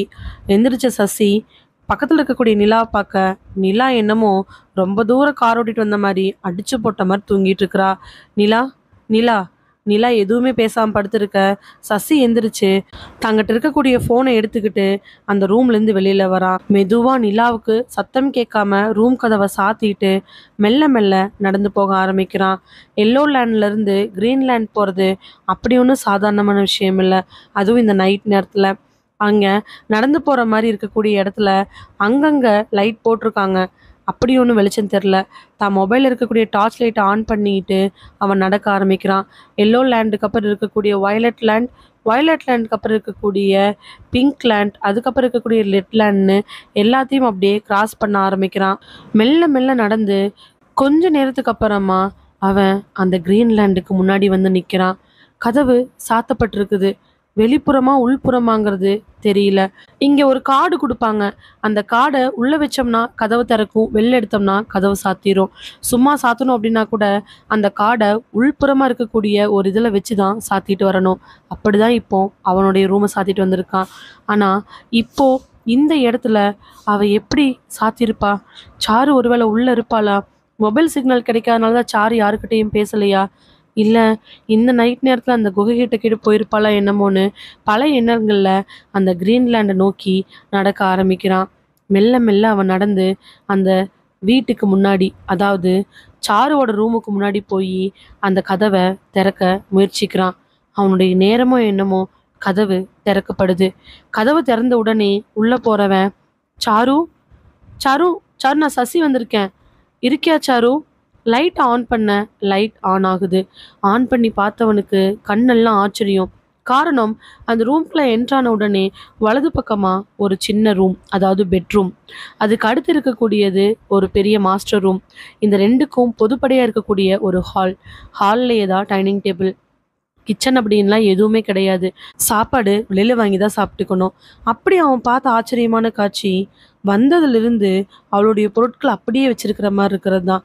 பெட்டியெல்லாம் அங்கங்கே இருக்க, டைனிங் டேபிளில் சாப்பிட்ட பொருள் கூட எடுக்காமல் இருக்க, தண்ணி பாட்டில் கூட மூடாமல் இருக்க, அவளுடைய வாட்சு, அவளுடைய ஹேர் பின் எல்லாமே அங்கங்கேயும் சிதறி கிடக்க, என்னது இப்படி இருக்கு, அவன் எங்கே இருப்பா? பெட்ரூம்குள்ளே எட்டி பார்க்க, பெட்ரூமில் அவளுடைய ட்ரெஸ்ஸு, அழுக்கு ட்ரெஸ்ஸு, தொடச்ச துண்டுன்னு சொல்லிட்டு எல்லாமே அப்படியே கிடக்குது. அதாவது யாரோ ஒருத்தர் எதையுமே கண்டுக்காம அவசரமாக எங்கேயோ வெளியில் போனால் எப்படி இருக்குமோ அப்படி இருக்கு. சாரு, சாரு, சின்ன பெட்ரூம், மெயின் பெட்ரூம் எதுலேயுமே கிடையாது. எல்லா பக்கம் தேடி பார்த்தவனுக்கு கண்ணெல்லாம் வேதனையாக இருக்குது. எங்கே போயிருப்பா? எப்படி போய் தேடுறது? அவனோட யோசனை ஏதாவது அவள் மிஸ் பண்ணிட்டு போயிருப்பாளோ, ஏதாவது க்ளூ கிடைக்குமோ அப்படின்னு சொல்லிட்டு அவளுடைய பெட்டிகள் எல்லாம் தேட ஆரம்பிக்கிறான். வழக்கமாக அவளுடைய ட்ரெஸ்ஸு, திங்ஸு எல்லாமே போக கடைசியாக அவன் கண்ணுக்கு அவளுடைய பேக்ல இருந்து ஏதோ ஒரு சின்ன டிரான்ஸ்பரண்டான ஒரு பர்ஸ் மாதிரி தெரியுது. அதை எடுத்து பார்த்தா அதில் ஒரு நோட்டு, அவளுடைய ரெக்கார்டர் இதெல்லாம் இருக்குது. ரெக்கார்டரை எடுத்து ஆன் பண்ணி பார்த்தா அது சார்ஜ் இல்லாமல் அப்படியே ஆஃப் ஆகி கிடக்குது. சார்ஜ் போட்டு வைக்கலான்னு தேடி பார்த்தா சார்ஜர் கிடைக்கல. சரி இருக்கட்டுமேனு அதை எடுத்துக்கிட்டு அந்த நோட்டை எடுத்து விரித்து படிக்கலாம் அப்படின்னு சொல்லிட்டு ஓப்பன் பண்ணும் பொழுது பின்னாடி இருந்து ஒரு குரல் கேட்குது. என்ன சசி இதெல்லாம்? திரும்பி பார்க்க அந்த இடத்துல நிலா நின்றுட்டுருக்குறா. நிலா, நீ எங்கே இங்கே வந்த? நீங்கள் வெளியில் கிளம்பும் பொழுதே நானும் பார்த்துட்டேன். ஏன் நான் தூங்கிட்டு நான் அப்படியே தூங்கிடும்னு நினைக்கிறீங்களோ? எதுக்காக இந்த நேரத்தில் அதுவும் சாரு ரூமுக்கு வந்திருக்கீங்க? ரூம் கதை வேறு திறந்துருக்கு. எங்க அவ உங்களை எடுத்து எங்கே வர சொன்னாலா? வேலை விஷயம்னு சொல்லிட்டு இந்த இடத்துல ஹனிமூன் கொண்டாட தான் நீங்கள் வந்தீங்களா? நிலா, என்ன ஏதுன்னு தெரியாமல் நீ பாட்டுக்கு பேசிகிட்டு இருக்காத, எனக்கு பயங்கர கோவம் வந்துடும். என்ன, நைட்டு நான் தூங்கினதுக்கு அப்புறமா என்னை 2-3 வாட்டி கூப்பிட்டு பார்த்துட்டு நீங்கள் ரகசியமாக சாருவோட ரூமுக்கு வருவீங்க. நான் அதை கண்டுக்கூடாது. எங்க அவ? அவ இல்லை. எங்கே போனா? அவ எங்கே போனான்னு தெரியல. என்ன உளர்றீங்க? ரொம்ப ஓவரா போயிட்டு இருக்கீங்க. ஏய் சாரு, எங்க இருக்க? நானும் பார்த்தேன். என் கல்யாணம் நாள்லேருந்து சும்மா இவன் க்ரஷ்ன்னு சொல்லிட்டு வெறுப்பேற்றிட்டு இருக்கிறதுமே இப்போ வந்து பேசிட்டு இருக்கும் பொழுதே ரூம்ல அவ இல்லாதது பார்க்க, எங்க ஆளை காணோம், வெளில எங்காவது போயிட்டாளா? ஆமா, நடுராத்திரி 2 மணிக்கு வெளில போறக்கு அவளுக்கு பைத்தியம். எங்கன்னு சொல்லுங்க. நீங்க எதுக்காக இங்க வந்து அவ ரூம்ல நின்றுட்டு இருக்கீங்க? இதுதான் அவர் ரூம் பக்கத்துல நீங்க ரூம் போட்டீங்களா? நிலா, சாரு எங்க இருக்கான்னு தெரியல. அப்படின்னா சாரு காணாம போயிட்டா? காணாம போயிட்டாளா? எப்படி? நான் எதுக்காக இங்க வந்தேன், சாரு எதுக்காக இங்க வந்தான்னு உனக்கு தெரியுமா? தெரியாது. எனக்கு சொன்னா தானே தெரியும். இங்க வா. டக்குன்னு இழுத்துட்டு போய் அந்த ரூமுக்கு வெளியில் நின்று அவன் ஒரு கையை காமிக்க அங்க ஒரு புதர் தெரியுது. அங்க ஒரு புதர் தெரியுதா? ஆமா. இது உங்களுக்கு சாரு ஆல்ரெடி வீடியோ அனுப்புனது நான் பார்த்தனே. அதையும் பார்த்தியா? ஆமா. அதனால தான் கூட வந்துட்டியாக்கும்? ஆமா. என்னன்னு சொல்லுங்க. அந்த புதரை தாண்டி போனோம்னா அங்க ஒரு பழைய பாழடைஞ்ச குகையுமே அதுக்கு பக்கத்துல ஒரு சின்ன ஒரு வீடு மாதிரி இருக்குது. அந்த வீட்டுக்குள்ள நிறைய மர்மங்கள் இருக்கிறதாவுமே, அந்த குகைக்குள்ள எக்கச்சக்கமான ரகசியங்கள் புதைஞ்சிருக்கிறதாவுமே நாங்க கேள்விப்பட்டோம். அப்படின்னா ரகசியங்கள்னா? ஐயோ, நாங்க தொல்பொருள் ஆராய்ச்சிக்காக தஞ்சாவூர் போனப்போ அங்க ஒரு முதியவர் எங்ககிட்ட வந்து பேசினாரு. நாங்க 7 பேரும் ஆராய்ச்சி செஞ்சுட்டு இருக்கும் பொழுது அங்க அவர் வந்தாரு. தஞ்சாவூர்ல தொல்பொருள் ஆராய்ச்சிக்காக சசி, ரகு, சாரு, பிரியா, ரியா, முரளி, கேஷவ் இவங்க 7 பேரும் போய் ஆராய்ச்சி செஞ்சுட்டு இருக்கும் பொழுது அங்க ஒரு பெரியவர் வந்து சாருவை பார்த்து, என்னம்மா பண்ணிட்டு இருக்கிறீங்க? தாத்தா, நாங்கள்லாம் தொல்பொருள் ஆராய்ச்சியாளர்கள். எங்களுக்கு ஏதாவது கிடைக்குமான்னு நாங்கள் செக் பண்ணுவோம். அப்புறம் ஏதாவது சிற்பக்கலைகள் இந்த மாதிரி நிறையா பார்த்து அதுக்கான ரெக்கார்ட் எழுதுறது, நிறையா புதஞ்சு போன ரகசியங்களை கண்டுபிடிக்கிறது தான் எங்களுடைய வேலை. சிரிச்சு அவரு, இந்த பிரபஞ்சமே ரகசியம்தான், நீங்கள் என்னத்தை கண்டுபிடிப்பீங்களோ? அதுவும் சரிதான் தாத்தா. சார் சொல்லிட்டு திரும்ப, இங்கே பாரம்மா, ஏற்காட்டுக்கு பக்கத்தில் குப்பமேடுன்னு ஒரு இடம் இருக்குது. அங்கே சின்ன குகைக்குள்ள எக்கச்சக்கமான ரகசியங்கள் இருக்குது. வேணும்னா போய் பாரேன் இப்படின்னு சொல்லிட்டு கிளம்பி போயிடுறாரு. அன்னைக்கு மதியம் லஞ்ச் சாப்பிடும் பொழுது சாரு இது எல்லாத்துக்கிட்டையும் சொல்ல எல்லாரும் அப்போ ஒன்றும் கண்டுக்கல. மறுபடியும் ஊருக்கு வந்ததுக்கு அப்புறமா ஆஃபீஸில் உட்காந்து பேசிட்டு இருக்கும் பொழுது எதர்ச்சியாக ஏதோ ஒரு டாக்குமெண்ட்ல ஏற்காட்டுக்கு பக்கத்தில் இருக்கக்கூடிய குப்பமேடுங்கிற இடத்த தெரிஞ்சுக்கிட்டு அவங்க அதை பற்றி படிக்க ஆரம்பிக்கிறாங்க. படிக்க ஆரம்பிச்சா அந்த ஊரை பற்றியுமே அந்த ஊரில் நடக்கக்கூடிய விஷயங்களை பற்றியுமே நிறைய ரகசியங்கள் தெரியுது. அந்த குகைக்கு பக்கத்தில் இருக்கக்கூடிய பாலஞ்சி வீட்லேயுமே எக்கச்சக்கமான அமானுஷ்ய விஷயங்கள் நடந்திருக்குது. அங்கே போயிட்டு உயிரோடு திரும்பி வந்தவங்க யாருமே கிடையாது. சும்மா விளையாட்டா ஆராய்ச்சிக்காக தெரிஞ்சுக்கலாம் கேலி கிண்டல்னு போனவங்க எல்லாருமே கடைசியில் என்ன நடக்குதுன்னு தெரியாமல் சுயநினைவு இல்லாமல் அங்கே கடந்து தூக்கிட்டு போய் ஆஸ்பத்திரியில் அட்மிட் பண்ணா கூட அவங்க இறந்து போனது உண்டு. யார் இப்படி பண்றா? எதுக்காக இப்படி பண்றாங்கன்னு எவ்வளோதான் கண்டுபிடிக்க முயற்சிச்சோம். ஏன் ஃபுல்லாக உட்காந்து வாட்ச் பண்ணியுமே கேமரா வச்சு வாட்ச் பண்ணியும் கூட அவங்களால படம் கூட பிடிக்க முடியல. இதுக்கு பின்னாடி ஏதோ ஒரு மர்மம் இருக்குது. இந்த மர்மம் என்னன்னு யாரு கண்டுபிடிப்பாங்கன்னு தெரியல. ஆனா கண்டுபிடிக்கிறவங்க பெரிய ஆள் தான். இந்த மாதிரி எண்ணங்கள் இவங்க 7 பேர்த்தோட மனசுக்குள்ள வர படிச்சதுல எல்லாரும் நம்ப ஆரம்பிச்சிட்டாங்க. இத சாரு, சசி, முரளி, ரியா இவங்களாம் மட்டும் நம்பல. இதுக்கு உச்சகட்டமா போய் எதுவா இருந்தாலும் பண்ணி பார்க்கணும்னு நினைச்சு சாரு தான் இங்க வந்து இதெல்லாம் பண்ணணும்ட்டு கிளம்பி வந்தா. என்ன சொல்றீங்க சசி? இந்த இடத்த ஆராய்ச்சி செய்யறதுக்காக தான் சாரு வந்தாளா? ஆமா. இந்த இடத்துல என்ன இருக்கு ஏது இருக்குன்னு சொல்லி பார்க்கறக்காகவும் அவங்க சொல்றதெல்லாம் பொய். இது ஏதோ ஒரு ஆட்களுடைய வேலை தான். யாரோ இந்த ஊர்ல கொலையோ கொள்ளையோ பண்றவங்க தான் அந்த குகையில தங்கி இருந்து இப்படிலாம் பண்றாங்க. அந்த வழியா போற மலைவாழ் மக்களையுமே அவங்களுடைய பணங்களை சுருட்டுறதுக்காக தான் இப்படி பண்றாங்கன்னு ப்ரூவ் பண்றதுக்காக தான் சாரு இங்க வந்தா. அதனால தான் தேடி கண்டுபிடிச்சு யாருக்குமே தெரியாத இந்த ரெசார்ட்ல கடைசியா அந்த குகைக்கு பக்கத்துல இருக்கக்கூடிய, ரொம்ப பக்கம் இல்லை, ஆனா டக்குன்னு போயிட்டு ஓடி வரக்கூடிய அளவுக்கு இருக்கக்கூடிய இந்த கிரீன் லேண்ட்ல அவ ரூம் போட்டா. ஆனா இப்போ 3 நாளா சாருவை காணா. வந்த அன்னைக்கு அவ வீடியோ அனுப்புனது தான். அதுக்கப்புறம் சாரு என்னானா ஏதானான்னு ஒரு விஷயம் கூட தெரியல. அது தெரிஞ்சுக்கிறதுக்காக தான் நான் இங்க கிளம்பி வந்திருக்கேன். நீ தான் தேவையில்லாம என் கூட வந்திருக்க. அந்த குகையில என்ன மர்மம் இருக்குது? சாரு எங்க போனா? இதெல்லாம் நிஜமாலுமே ஏதாவது அமானுஷ்யங்களோட சக்தியா, இல்ல யாராவது ஏமாத்துறாங்களான்னு கண்டிப்பா கண்டுபிடிக்கணும். அந்த ஒரு வைராக்கியத்துல தான் நான் கிளம்பி வந்தேன். சசி, சொல்லு நிலா. நீங்க பாட்டு கிளம்பி வந்துட்டீங்க. சாரு மாதிரியே நீங்களும் காணாம போயிட்டீங்கன்னா என்னோட நிலைமை என்ன ஆயிருந்திருக்கும்? நிலா கேட்ட இந்த கேள்விக்கு சசினால பதில் சொல்ல முடியல. தன்னோட பெட்ரூம்ல குறுக்க மறுக்க நடந்துகிட்டு போனை பண்ணிக்கிட்டே இருக்கிறான் ரகு. பிரியா பெட்ல உட்காந்துக்கிட்டு, என்னாச்சு ரகு, ஃபோன் எடுத்தானா இல்லையா? சிக்னல் போக மாட்டேங்குது, வாய்ஸ் மெசேஜ் எதுவுமே அவனுக்கு கனெக்ட் ஆக மாட்டேங்குது. சரி, அந்த ரெசார்ட்டோட நம்பர் கண்டுபிடிச்சே இல்லையா? அப்படி ஒரு ரெசார்ட்டே எனக்கு எதுவுமே தெரிய மாட்டேங்குது. என்ன பண்றேனே தெரியல. 2 பேரும் மண்டை பிச்சுக்கிட்டு இருக்கிறாங்க. மணி இப்போ விடிய காலையில 3, அதாவது 29ஆம் தேதி அன்னைக்கு காலையில 3 மணி. மண்டையை பிச்சுட்டு இருக்கிற 2 பேத்துக்கும் அங்க போன சசிக்கும் நிலாவுக்கும் என்ன ஆகுமோங்கிற பயம். ஏற்கனவே சாரு அனுப்பியிருக்கக்கூடிய வீடியோ அவங்கள மண்டையை போட்டு பிச்சுக்கிட்டு இருக்குது. அந்த நேரத்துல மறுபடியும் சாருகிட்ட இருந்து ஒரே ஒரு இமேஜ் மட்டும் சென்ட் ஆகுது. டக்குன்னு மெசேஜ் வர ஓப்பன் பண்ணி பார்க்குறா பிரியா. ரகு, என்ன பிரியாட்ட இருந்து ஏதோ ஒரு இமேஜ் மாதிரி வந்திருக்கு, உனக்கு வந்திருக்கான்னு பாரு. டக்குன்னு பார்க்க அதே இமேஜ் அவனுக்கு வந்திருக்கு. ஓப்பன் பண்ணா அது ஒரு டைரியினுடைய பக்கம்.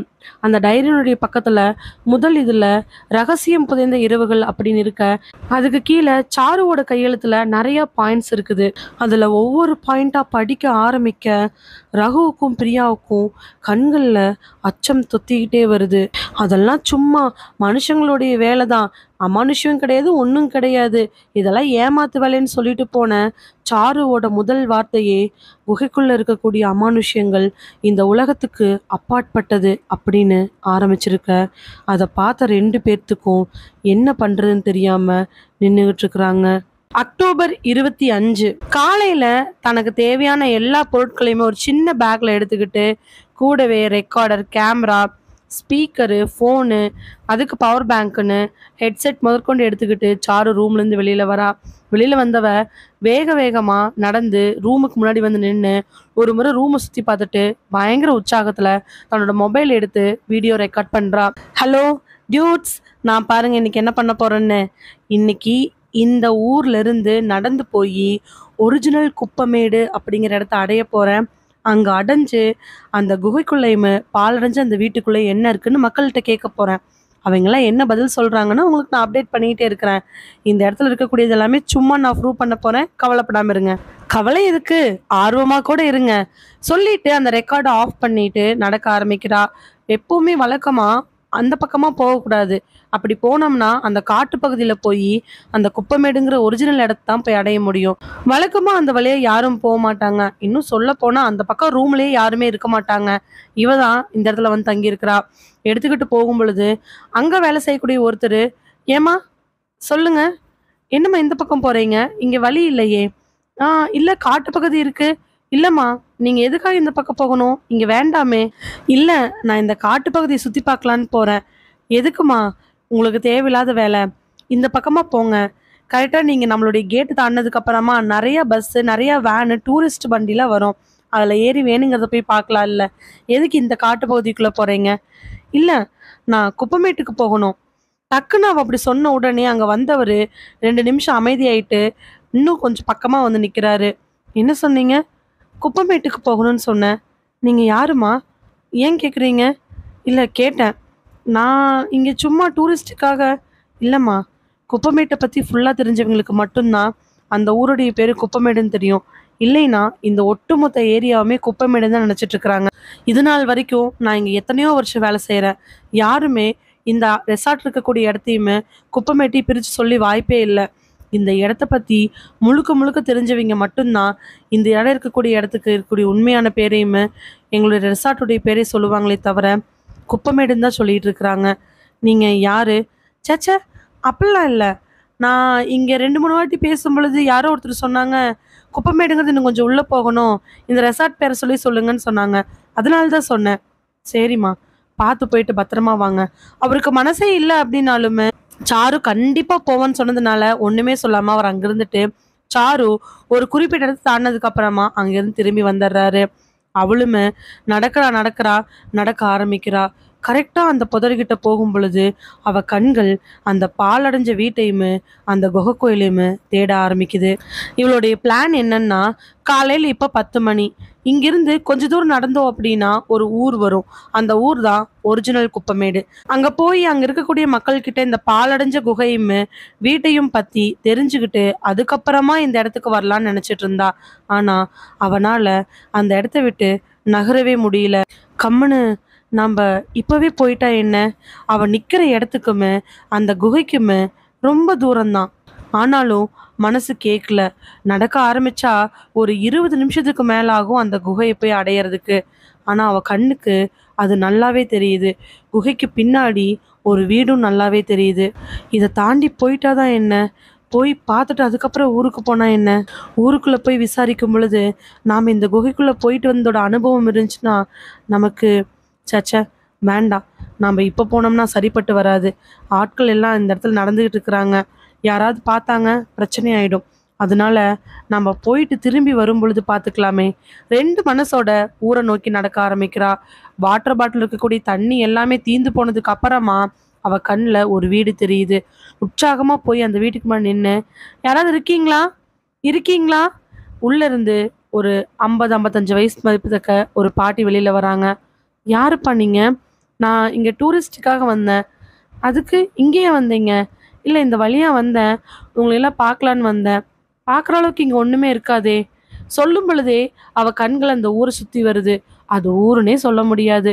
ஒரு 7, 8 குடிசை வீடுகள், அப்புறம் 2, 3 ஒண்ணுமே இல்லாத பட்ற மாரி அமைப்பு. அதெல்லாமே ரொம்ப தள்ளி தள்ளி இருக்குது. ஒரு தூரத்துல ஒரு கிணறு.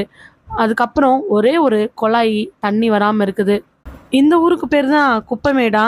அந்த பாட்டி தலைய மட்டும் ஆட்டுறாங்க. "உங்க வீட்ல யார் யார் இருக்காங்க?" "ஏன் கேட்குறீங்க?" "கேட்டேன் பாட்டி. உங்க வீட்ல யார் யார் இருக்காங்க?" "நான் மட்டும் தான் இருக்கேன்." "தனியாவா இருக்கீங்க?" "ஆமா." அதுக்கப்புறம் அந்த பாட்டி முகம் கொடுத்து எந்த வார்த்தையும் பேசல.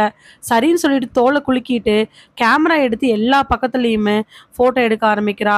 தன்னுடைய வீடியோ கேமராவ ஆன் பண்ணி ரெக்கார்ட் பண்றா. மொபைல் எடுத்து தன்னோட ஃப்ரெண்ட்ஸ்க்கு சொல்ல வேண்டிய விஷயங்களையுமே சொல்லிட்டே இருக்கிறா. அப்போ அங்க ஒரு வீட்டுக்கு முன்னாடி ஒரு பொண்ணு உட்கார்ந்துட்டு இருக்குது. "உன் பேர் என்னடா?" அந்த பொண்ணு எதுவுமே பேசாம அமைதியா உட்கார்ந்துட்டு இருக்கிறா. ஒரு 11, 12 வயசு இருக்கும். "உன் பேர் என்னன்னு?" கேட்டேன். அந்த பொண்ணு எதுவுமே சொல்லாம அவள பார்த்துட்டு இருக்க, உள்ள இருந்து ஒரு அம்மா வராங்க. இவங்க எல்லாரும் போட்டிருக்கக்கூடிய உடைகள், நகைகள், அவங்களுடைய வீட்டுக்கு இருக்கக்கூடிய பாத்திரங்கள், வீட்டினுடைய அமைப்பு எல்லாமே வித்தியாசமா தான் இருந்துச்சு. நார்மலான ஆட்கள் இல்ல. ஆனா பேச்சு வழக்கு என்னமோ புரியிற அளவுக்கு தான தமிழு. வெளியில வந்த அந்த அம்மா, "யார்ப்பா நீ?" "இல்லங்க, நான் சுத்தி பார்க்கறக்காக வந்தேன்." "சுத்தி பார்க்கறக்காக வந்தியா? அதுக்கு எதுக்கு ஊருக்குள்ள வந்த? தெரிஞ்சா வந்தியா?" "இல்லங்க, இந்த ஊர பத்தி தெரிஞ்சுட்டு போலான்னுமே. அப்புறம் அதோ அங்க இருக்குல்ல அந்த குகை. அந்த குகைக்கு பக்கத்துல இருக்கக்கூடிய அந்த பாழடைஞ்ச வீட்ட பத்தி தெரிஞ்சுக்கலாங்கறக்காக வந்தேன்." அவ அப்படி சொன்ன அடுத்த நிமிஷம், வெளியில உட்காந்துருக்கக்கூடிய அந்த சின்ன பொண்ணோட கைய பிடிச்சு இழுத்துட்டு போயி, வீட்டு கதவ சாத்திக்கிறாங்க அந்த அம்மா. இதுக்கப்புறமா அவ எவ்வளவுதான் சுத்தி முத்தி பார்த்துமே யாருக்கிட்ட இருந்தும் எந்த பதிலும் வரல. களைச்சு போனவ தான் வாட்சில் இருக்கக்கூடிய மணியை பார்க்க 2ன்னு காட்டுது. வயித்துல பசி எடுக்கும் பொழுதுதான் வாட்சை பார்க்க தோணுச்சு போல.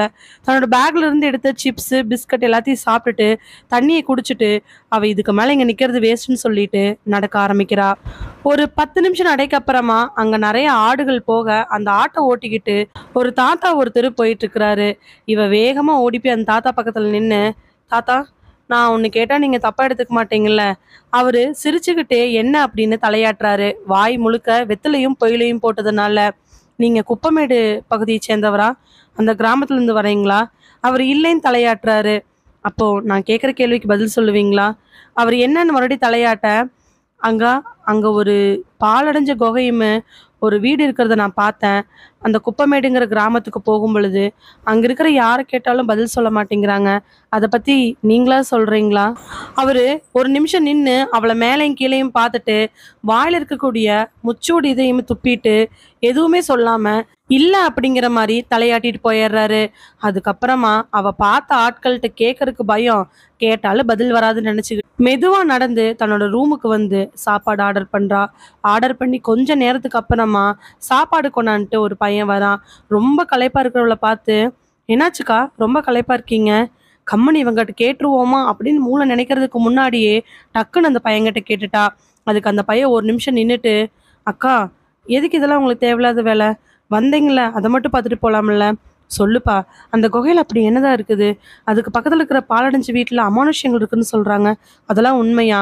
தயங்கினவன், அக்கா, இதை பத்தி நான் பேசலாமா என்னன்னு தெரியல. ஆனா நான் சொன்னேன்னு யாருக்கிட்டையும் சொல்ல வேண்டாம். சொல்லு.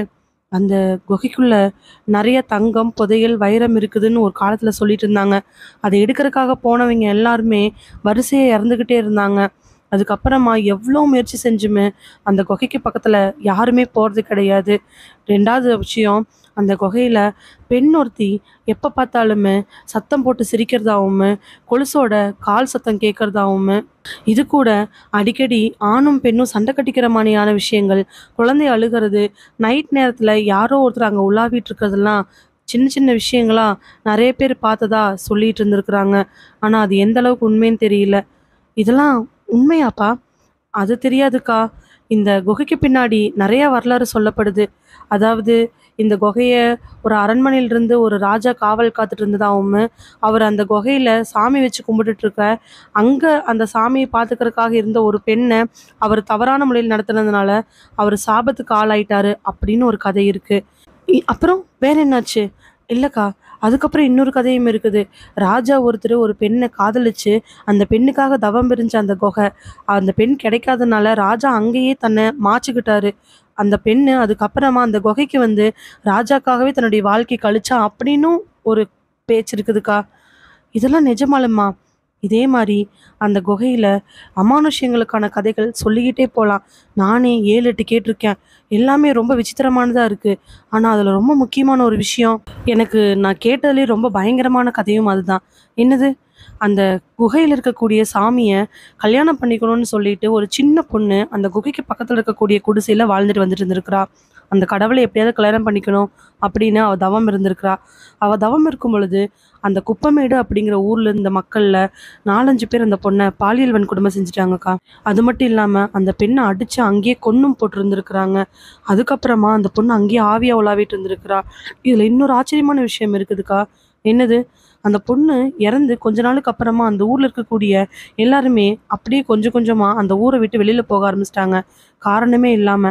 இதுல என்ன அப்படின்னா, அந்த வழியா போகும்போதெல்லாம் ஒரு பொண்ணு மாசமா இருக்கும் பொழுது நடக்கக்கூடிய எல்லா விதமான சத்தங்களுமே அந்த ஊர் மக்களுக்கு கேட்டுக்கிட்டே இருந்திருக்குது. கடைசியா நான் கேள்விப்பட்ட வரைக்குமே பிரசவமாகி குழந்தை அழுது குழந்தை பெருசாகி குழந்தை தான் அம்மாவை கூப்பிடுற வரைக்குமான விஷயங்கள் கூட பெரியவங்க நைட் நேரத்துல கேட்டுதா சொல்லிட்டு இருக்கிறாங்க.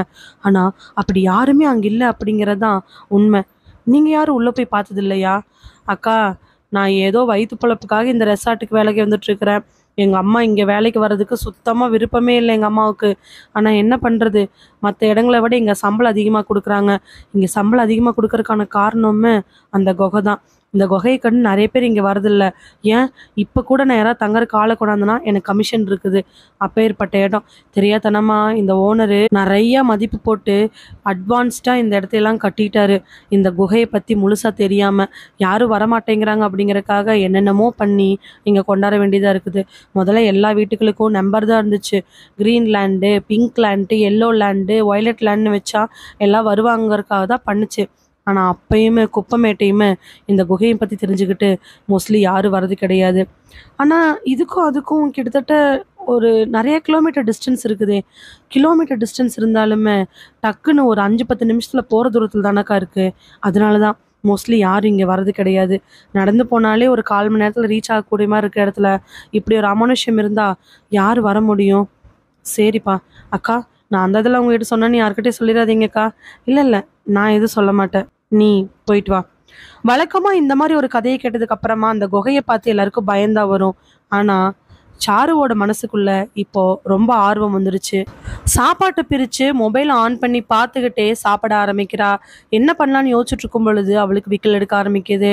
உள்ளுக்குள்ள தண்ணி இருக்கிறது ஞாபகம் வர ஃபோனை அப்படியே வச்சுக்கிட்டு போய் தண்ணி எடுத்து குடிக்கலான்ட்டு போறா. அங்கேயே ஒரு வாய் தண்ணி குடிக்கலான்னு தண்ணி குடிக்க ஆரம்பிக்கிறோட காதுல ஏதோ சத்தங்கள் கேட்க ஆரம்பிக்குது.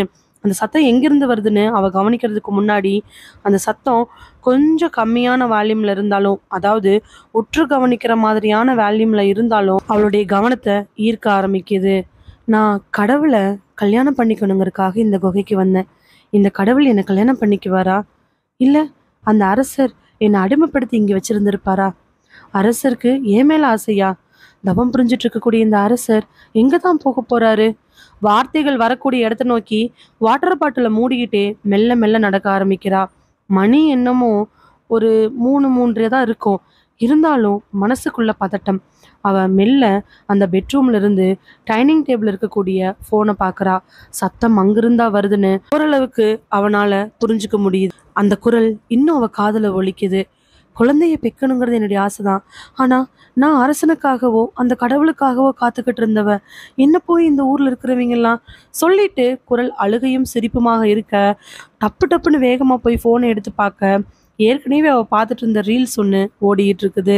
ச்சே, ரீல்ஸ் தான் ஓடி இருக்குமோ? ஆனா ஏன் நமக்கு அந்த பையன் சொன்ன கதையில ஞாபகம் வருது? இதுக்கு பேர் தான் இமேஜினேஷன் சொல்லுவாங்க. நாமளா கற்பனை பண்ணிக்கிட்டோம். எங்கேயோ வர சத்தத்தை நமக்கு வேணுங்கிற வார்த்தைக்கு ஏற்ற மாதிரி நாம் பண்ணிக்கிறது. இதுக்கு பேர் என்ன வேணாலும் சொல்லலாம். நாம் ஏன் தேவையில்லாமல் போட்டு மண்டையை குழப்பிக்கணும்?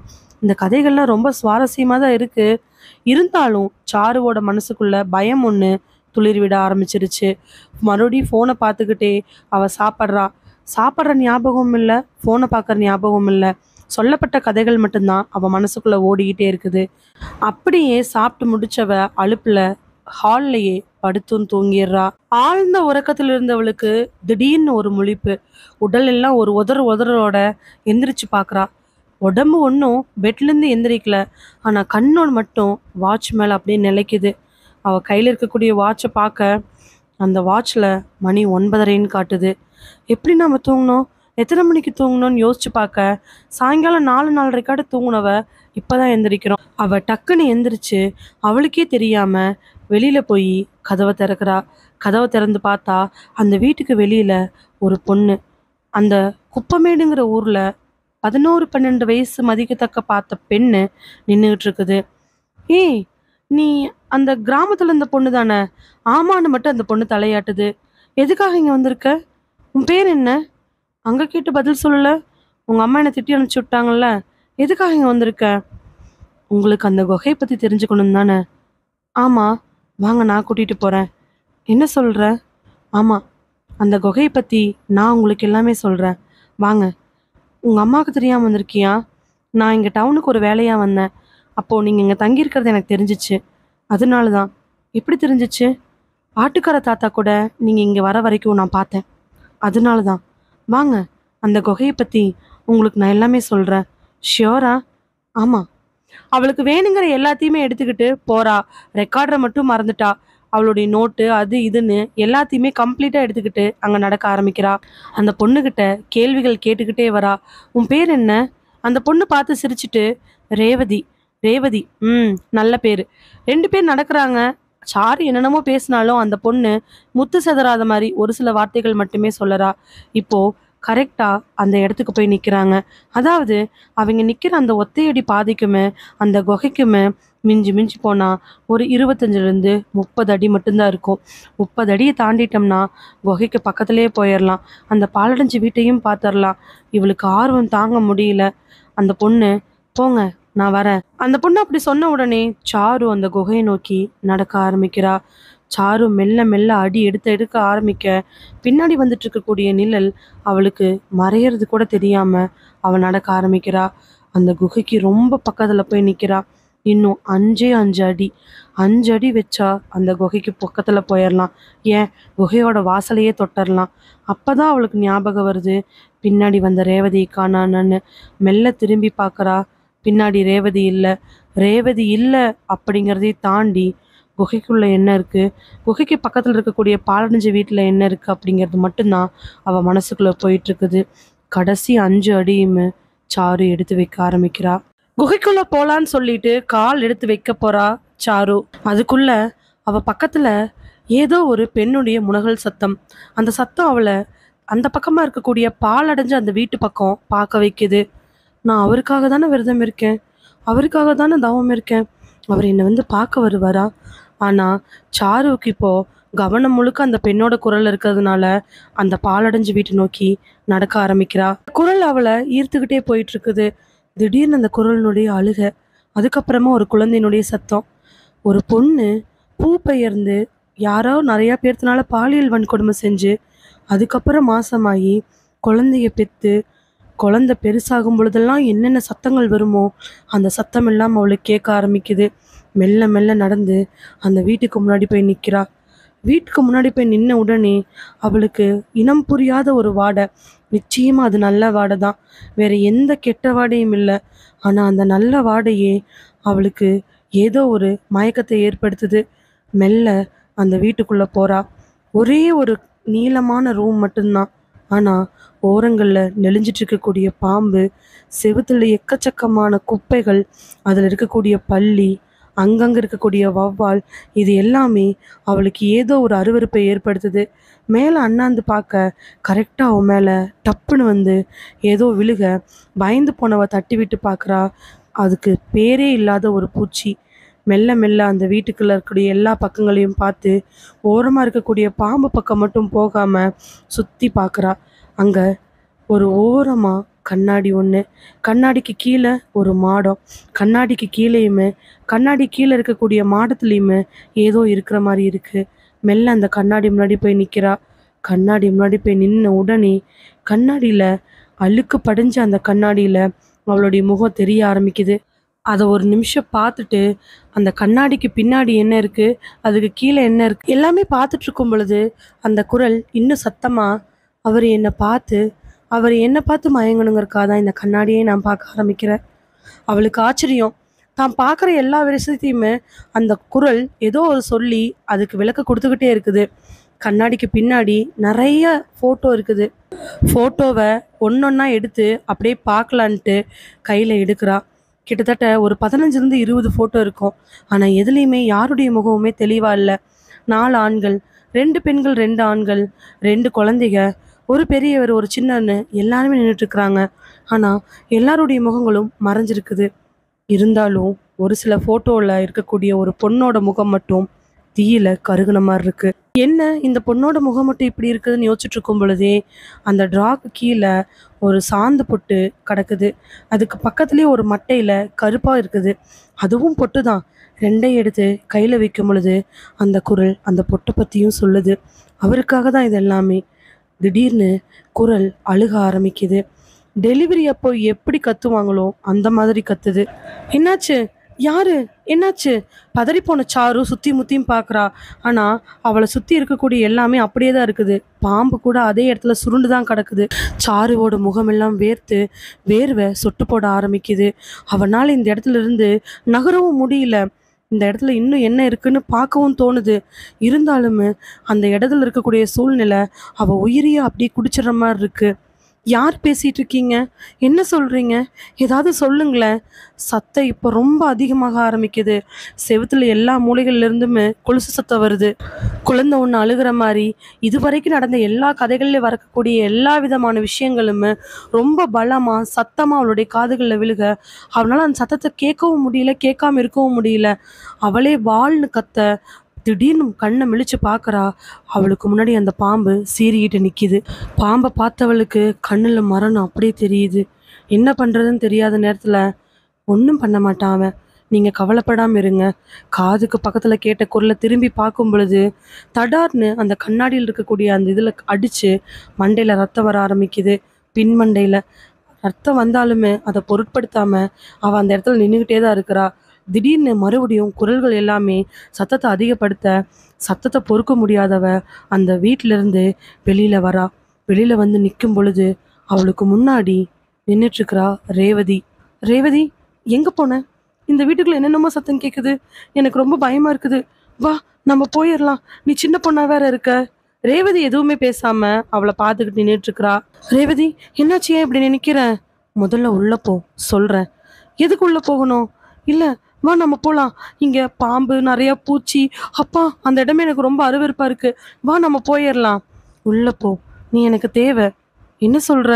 ரேவதியினுடைய குரல்கள் மாற ஆரம்பிக்க, கண்ணெல்லாம் ரத்தம் வழிய ஆரம்பிக்குது. காதுகள் எல்லாம் எரிஞ்சு போன மாதிரி, கை கால் எல்லாம் ஒரு மாறி மாற, அந்த உருவமே அகோரத்துல பாதி அளவுக்கு நிரம்பி இருக்குது. என்ன பண்றதுன்னு தெரியாம அவ, "ரேவதி, வேண்டாம் ரேவதி. ஏன் இப்படி நடந்துக்கிற?" "ரேவதியா? என் ராஜாவுக்காக நான் தவம் இருந்துட்டு இருக்கிறேன். அவருக்கு நிறைய பெண்கள், ஆண்கள் சாபத்திலிருந்து மீடுபடுறதுக்கு உதவி பண்ணணும். நீயும் உதவி பண்றியா? உன்னை பலி கொடுத்தா அது போதாதுதான். ஆனா நீயும் பலியானேனா அவருக்கு ரொம்ப நல்லது." எதுவுமே பேசாம எச்சையை முழுங்க கூட ரொம்ப பயத்துல இருக்க, அவ திடீர்னு அங்கிருந்து ஓட ஆரம்பிக்கிறா. ஓடிட்டு போய் குகைக்கு முன்னாடி நின்னு மூச்சு வாங்கிட்டு பின்னாடி திரும்பி பார்க்க, ரேவதி அதே இடத்துல தான் நின்னுட்டு இருக்கிறா. ஆனா வார்த்தைகள் மட்டும் ரேவதி வாயிலிருந்து வந்துகிட்டே இருக்குது. அது சாருவுக்கு கேட்டுக்கிட்டே இருக்குது. திடீர்னு திரும்ப அவளுடைய முகத்துல ஏதோ ஒரு காத்து பலமா வந்து பட்ட மாதிரி இருக்க, ஒரு நிமிஷம் பின்னாடி வந்து பார்க்கறா.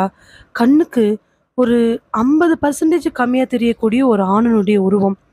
பார்க்கறதுக்கு ஒரு சாயல்ல ராஜா தன்னுடைய ராஜ உடையில் இல்லாம தனியா இருந்தா எப்படி இருக்குமோ அந்த மாரி இருக்கு. இன்னொரு பக்கம் பார்க்கும் பொழுது, ஊர் முழுக்க போயி அங்கங்க திரியக்கூடிய யாசகம் பண்றவங்க மாதிரி இருக்குது.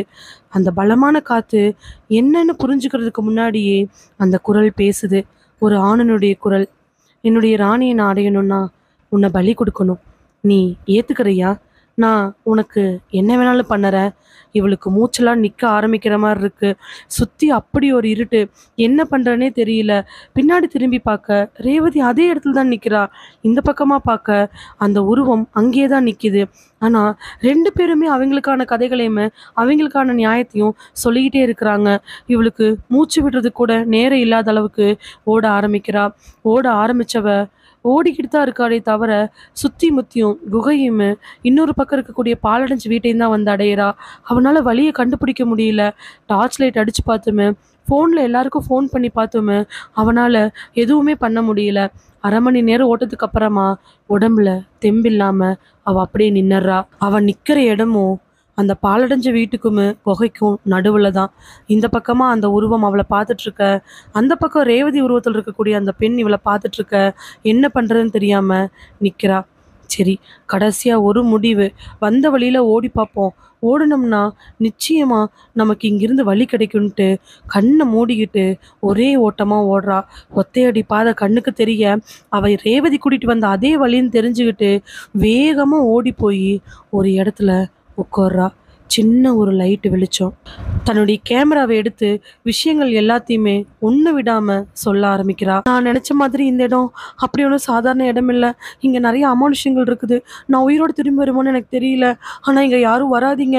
இது நானே கடைசியா இருக்கட்டும். என்னை தேடுங்கிற பேர்ல யாராவது வந்தீங்கன்னா உங்களுடைய உயிருக்கு ஆபத்து தான். இங்க நடக்கிற விஷயம், இந்த குகை, இந்த பாலடைஞ்ச வீடு, நாம புராண கதைகள்ல எல்லாரும் சொன்ன மாதிரியுமே நாம கேட்ட மாதிரியும் உண்மைதான். பல கதைகள் சொல்லப்படுது. ஆனா அந்த கதைகள் எல்லாமே இங்க ஒட்டுக்கா நடக்குது. உயிரை கொஞ்சம் கொஞ்சமா பறிக்கிறாங்க. இங்க அடியோ உதையோ இல்ல கொலை பண்றதுக்கான எந்த நோக்கமும் இங்க இல்ல. பயத்துல கொஞ்சம் கொஞ்சமா மூச்சு நின்றும் போல இருக்கு. இங்க பாருங்கடா, நம்ம 7 பேர்த்துல நான் மட்டும் இங்க வந்தது போதும். என்ன தேடிக்கிட்டு யாரும் வர வேண்டாம். குறிப்பா ரகு கிட்ட சொல்லுங்க. ஏன்னா இந்த விஷயத்த நான், ரகு, ரியா, பிரியா தான் நம்பல. இனிமேல் யாரும் இங்க வர வேண்டாம். உங்கள கெஞ்சி கேட்குறேன்டா. சொல்லிட்டு அவ என்ன வேணுமோ எல்லாத்தையும் ரெக்கார்ட் பண்ணி சென்ட் பண்றா. ஆனா அன்ஃபார்ச்சுனேட்டா சென்ட் ஆகல. பரவாயில்ல இருக்கட்டும்னு சென்ட் பண்ணிட்டு அவ எந்திரிக்கிறா. அந்த லைட் வெளிச்சத்துல கொஞ்சம் கொஞ்சமா அந்த குடிசை வீடு தெரிய ஆரம்பிக்குது. குடிசை வீடு தெரியும் பொழுது அவ கண்கள்ல இருக்கக்கூடிய மரண பயம் அதிகமாயிட்டே போகுது. நெஞ்சோட துடிப்பு பக்கத்துல இருக்கிறவங்களுக்கு கூட கேட்குற அளவுக்கு இருக்குது. ஏன்னா அவ சுத்தி முத்தி வந்து உட்கார்ந்தது அந்த பாழடைஞ்ச குகை தான். பாழடைஞ்ச குகைக்கு பக்கத்துல இருக்கக்கூடிய குடிசை வீட்டில் தான் அந்த லைட் எரிஞ்சிருக்குது. அதே இடத்துல ரேவதியும் அதே இடத்துல அந்த உருவம் நின்றுட்டு இருக்க. அவங்க 2 பேரும் இவளை பார்க்க அந்த குடிசை வீட்டினுடைய ஓரத்தில் நின்றுட்டு இருக்கிறவளுக்கு ஏற்கனவே பாதி உயிர் போயிருந்துச்சு. இனிமேல் அந்த இடத்த விட்டு அவனால் நிச்சயமா தப்பிக்க முடியாது அப்படிங்கிற நிலைமைக்கு சாரு தள்ளப்பட்டிருக்கிறா. அக்டோபர் 29ஆம் தேதி அன்னைக்கு காலையில 11 மணி நடந்த விஷயங்கள் எல்லாத்தையும் ரகுவும் பிரியாவும் ரியா, முரளி, கேஷவ் கிட்ட சொல்ல அவங்க எல்லாரும் ஆச்சரியமா பார்த்துட்டு இருக்கிறாங்க. என்னடா இவ்வளோ சாதாரணமா சொல்லிட்டு இருக்கிறீங்க? அப்போ சசியோட ஃபோனும் நிலவோட ஃபோனும் எடுக்கவே இல்லையா? இல்லடா, சாரு எனக்கு அனுப்பின வீடியோ பார்க்கும்பொழுது அவள் ஏதோ ஒரு பெரிய ஆபத்துல இருந்திருக்கிறா. அந்த ஆபத்துல இருந்தங்க அடுத்து எனக்கு அந்த வீடியோவே அனுப்பியிருக்கான். வர வேண்டாம், உயிருக்கு ஆபத்துன்னு சொல்றா. சாரு முதல்ல இருக்காளனே தெரியல. தேடி போன சசியும் நிலாவும் என்னன்னாங்கன்னு எனக்கு புரியல. முரளி உடனே எந்திரிச்சு, ரகு, அதனால நாம அங்க போய் பார்க்க வேணான்னு சொல்றியா? அப்படி சொல்ல வரல. விஷயத்த உங்ககிட்ட சொல்றது உண்மை. ஆனா அது தெரிஞ்சுக்காம நீங்க இருக்கக்கூடாதுங்கிறக்காக தான் சொல்றதுக்காக நாங்க இங்க வந்தோம். சரி, வாங்க எல்லாரும் சேர்ந்து போலாம். ஆமாண்டா, டீம் கிட்ட இன்ஃபார்ம் பண்ணிட்டு நம்ம ஹெட்டு கிட்ட சொல்லிட்டு நம்ம கிளம்புறது தான் நல்லது. கேஷ உடனே, ஏண்டா இந்த விஷயங்களை நம்ம எவ்வளோ கேள்விப்பட்டோம், எத்தனை புத்தகங்களில் படித்தோம், 10வது குறைக்கு அறிவியலாளர்கள் இந்த விஷயத்துக்கு பின்னாடி இருக்கக்கூடியவங்கன்னு சொல்லிட்டு ஆன்மீக வரைக்கும் போய் நம்ம எல்லாத்தையும் கேட்டோம். அவங்க எத்தனை பேர் இந்த மாதிரி அறிவுறுத்தினாங்க போக வேண்டாம் அப்படின்னு. 10வது குறைக்கு போகிறதுக்கு முன்னாடி டீன் ஜாதகம் பார்த்துட்டு போக சொன்னார். அதையும் கிண்டல் பண்ணிட்டு போனா சாரு. அதுக்கு உடனே அந்த சசியும் பயங்கரமாக கிண்டல் பண்ணுனா. இப்போ பாரு எப்படி ஆயிடுச்சு. நம்ம தொல்பொருள் ஆராய்ச்சிக்காக எவ்வளவோ இடங்களுக்கு போயிருக்கிறோம். அங்கே எத்தனையோ ஆச்சரியங்களை கேள்விப்பட்டிருக்கோம். எத்தனையோ பொருட்கள் எடுத்திருக்கிறோம். நம்ம கண்ணாலேயே எத்தனையோ நம்ப முடியாத விஷயங்களையும் பார்த்துருக்குறோம். அந்த மாதிரி தான் இந்த குப்பமேடு அப்படின்னு உங்களுக்குலாம் தெரியுமா தெரியாதா? இப்போ அநியாயமா சாரு என்னன்னு தெரியல, போன சசிக்கு நிலாவுக்கு என்னாச்சுன்னு தெரியல. பிரியா உடனே எந்திரிச்சு, ஆமா, நம்ம கேட்டது நம்மளுக்கு தெரிஞ்ச விஷயங்கள் எல்லாமே அங்கே நடக்கிற அமானுஷயங்கள் எல்லாமே உண்மைதான். நம்பாம போனது அவளுடைய தப்பு, அது குழந்தையா இருந்தது எங்களுடைய தப்பு. இப்போ பேசி ஒரு பிரயோஜனம் இல்லை. நம்ம போய் டீன் கிட்ட பேசிக்கிட்டு நம்ம 5 பேர் கிளம்புறது தான் நல்லது. பிளான் பண்ணி டீன் கிட்ட போய் சொல்ல அவர் ரொம்ப கோவப்பட ஆரம்பிக்கிறாரு. அப்போ நினைச்சேன் சாரு ஏன் ஃபோன் எடுக்கலன்னு. சசி வேலை விஷயமா போறேன்னு சொன்னா, ஆனா எங்கேன்னு சொல்லல. எல்லாரும் ரொம்ப நல்ல பசங்களா இருப்பீங்க, உங்க டீம் எப்ப பார்த்தாலும் ஏதாவது ஒரு அச்சீவ்மெண்ட் பண்ணுதேங்கிறதுக்காக நான் சரின்னு சொன்னேன். இப்போ இவ்வளவு பெரிய விஷயம் நடந்திருக்குது, உங்களுக்குலாம் சாதாரணமா போச்சா? உங்களோட எனக்கு இந்த ஃபீல்ட்ல எக்ஸ்பீரியன்ஸ் அதிகம். நான் எத்தனை விஷயங்கள் பார்த்துருக்கேன் தெரியுமா? தொல்பொருள் ஆராய்ச்சிக்கு போகும் பொழுது இடங்கள்ல நான் என்னென்ன கண்டிருக்கிறேன், என் டீம் என்னென்ன பார்த்துருக்கேன், நான் எவ்வளோ எக்ஸ்பீரியன்ஸ் மீட்டிங்ல சொல்லியிருக்கேன். ஆனா எதுவுமே கேட்கல. இப்ப பாருங்க, அவரும் அவரோட சார்புக்கு கண்டபடி பேச கடைசியா Murali, sir, sorry sir, sir என்னன்னு தெரிஞ்சுக்கணும், கூடவே சசியும் நிலாவையும் காப்பாற்றணும், எங்களை அங்கே அலோவ் பண்ணுங்க சார். அவர் யோசிச்சுட்டு கடைசியா, இங்க பாருங்க, 5 பேர் என்னால் அனுப்ப முடியாது.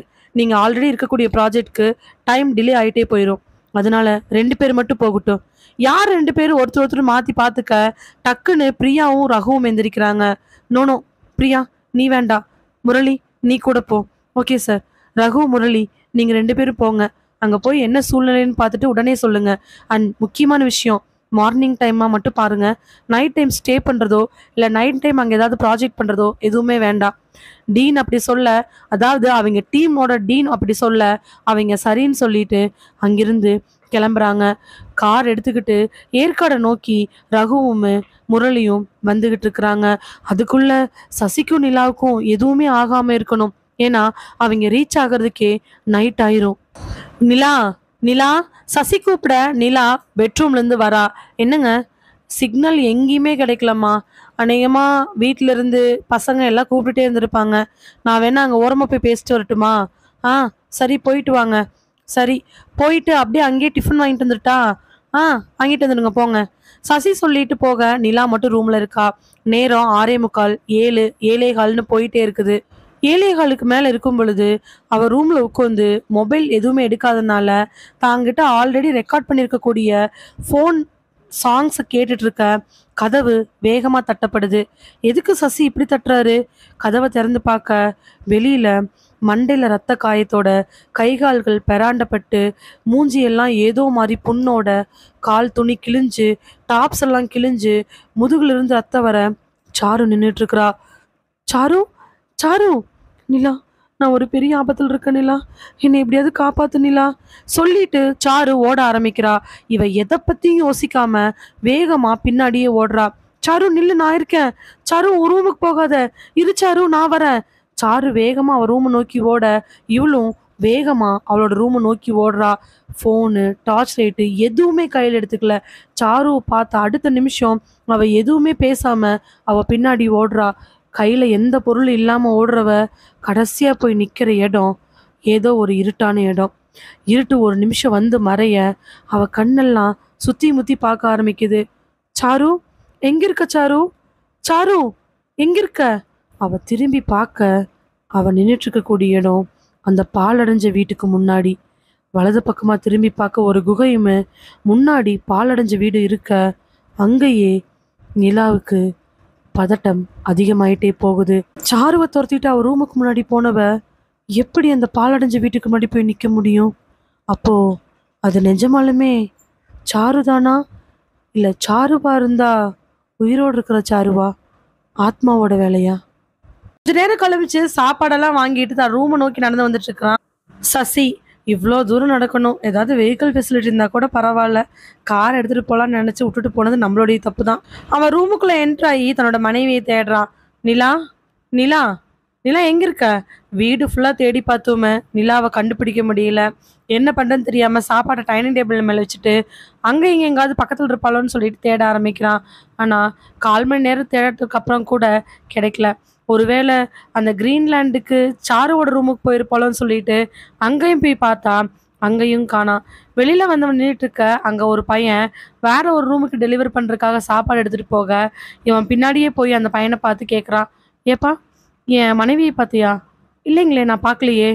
சரிப்பா, நான் பார்த்துக்கிறேன். தேட ஆரம்பிச்சவனுக்கு ஒரு யோசனை.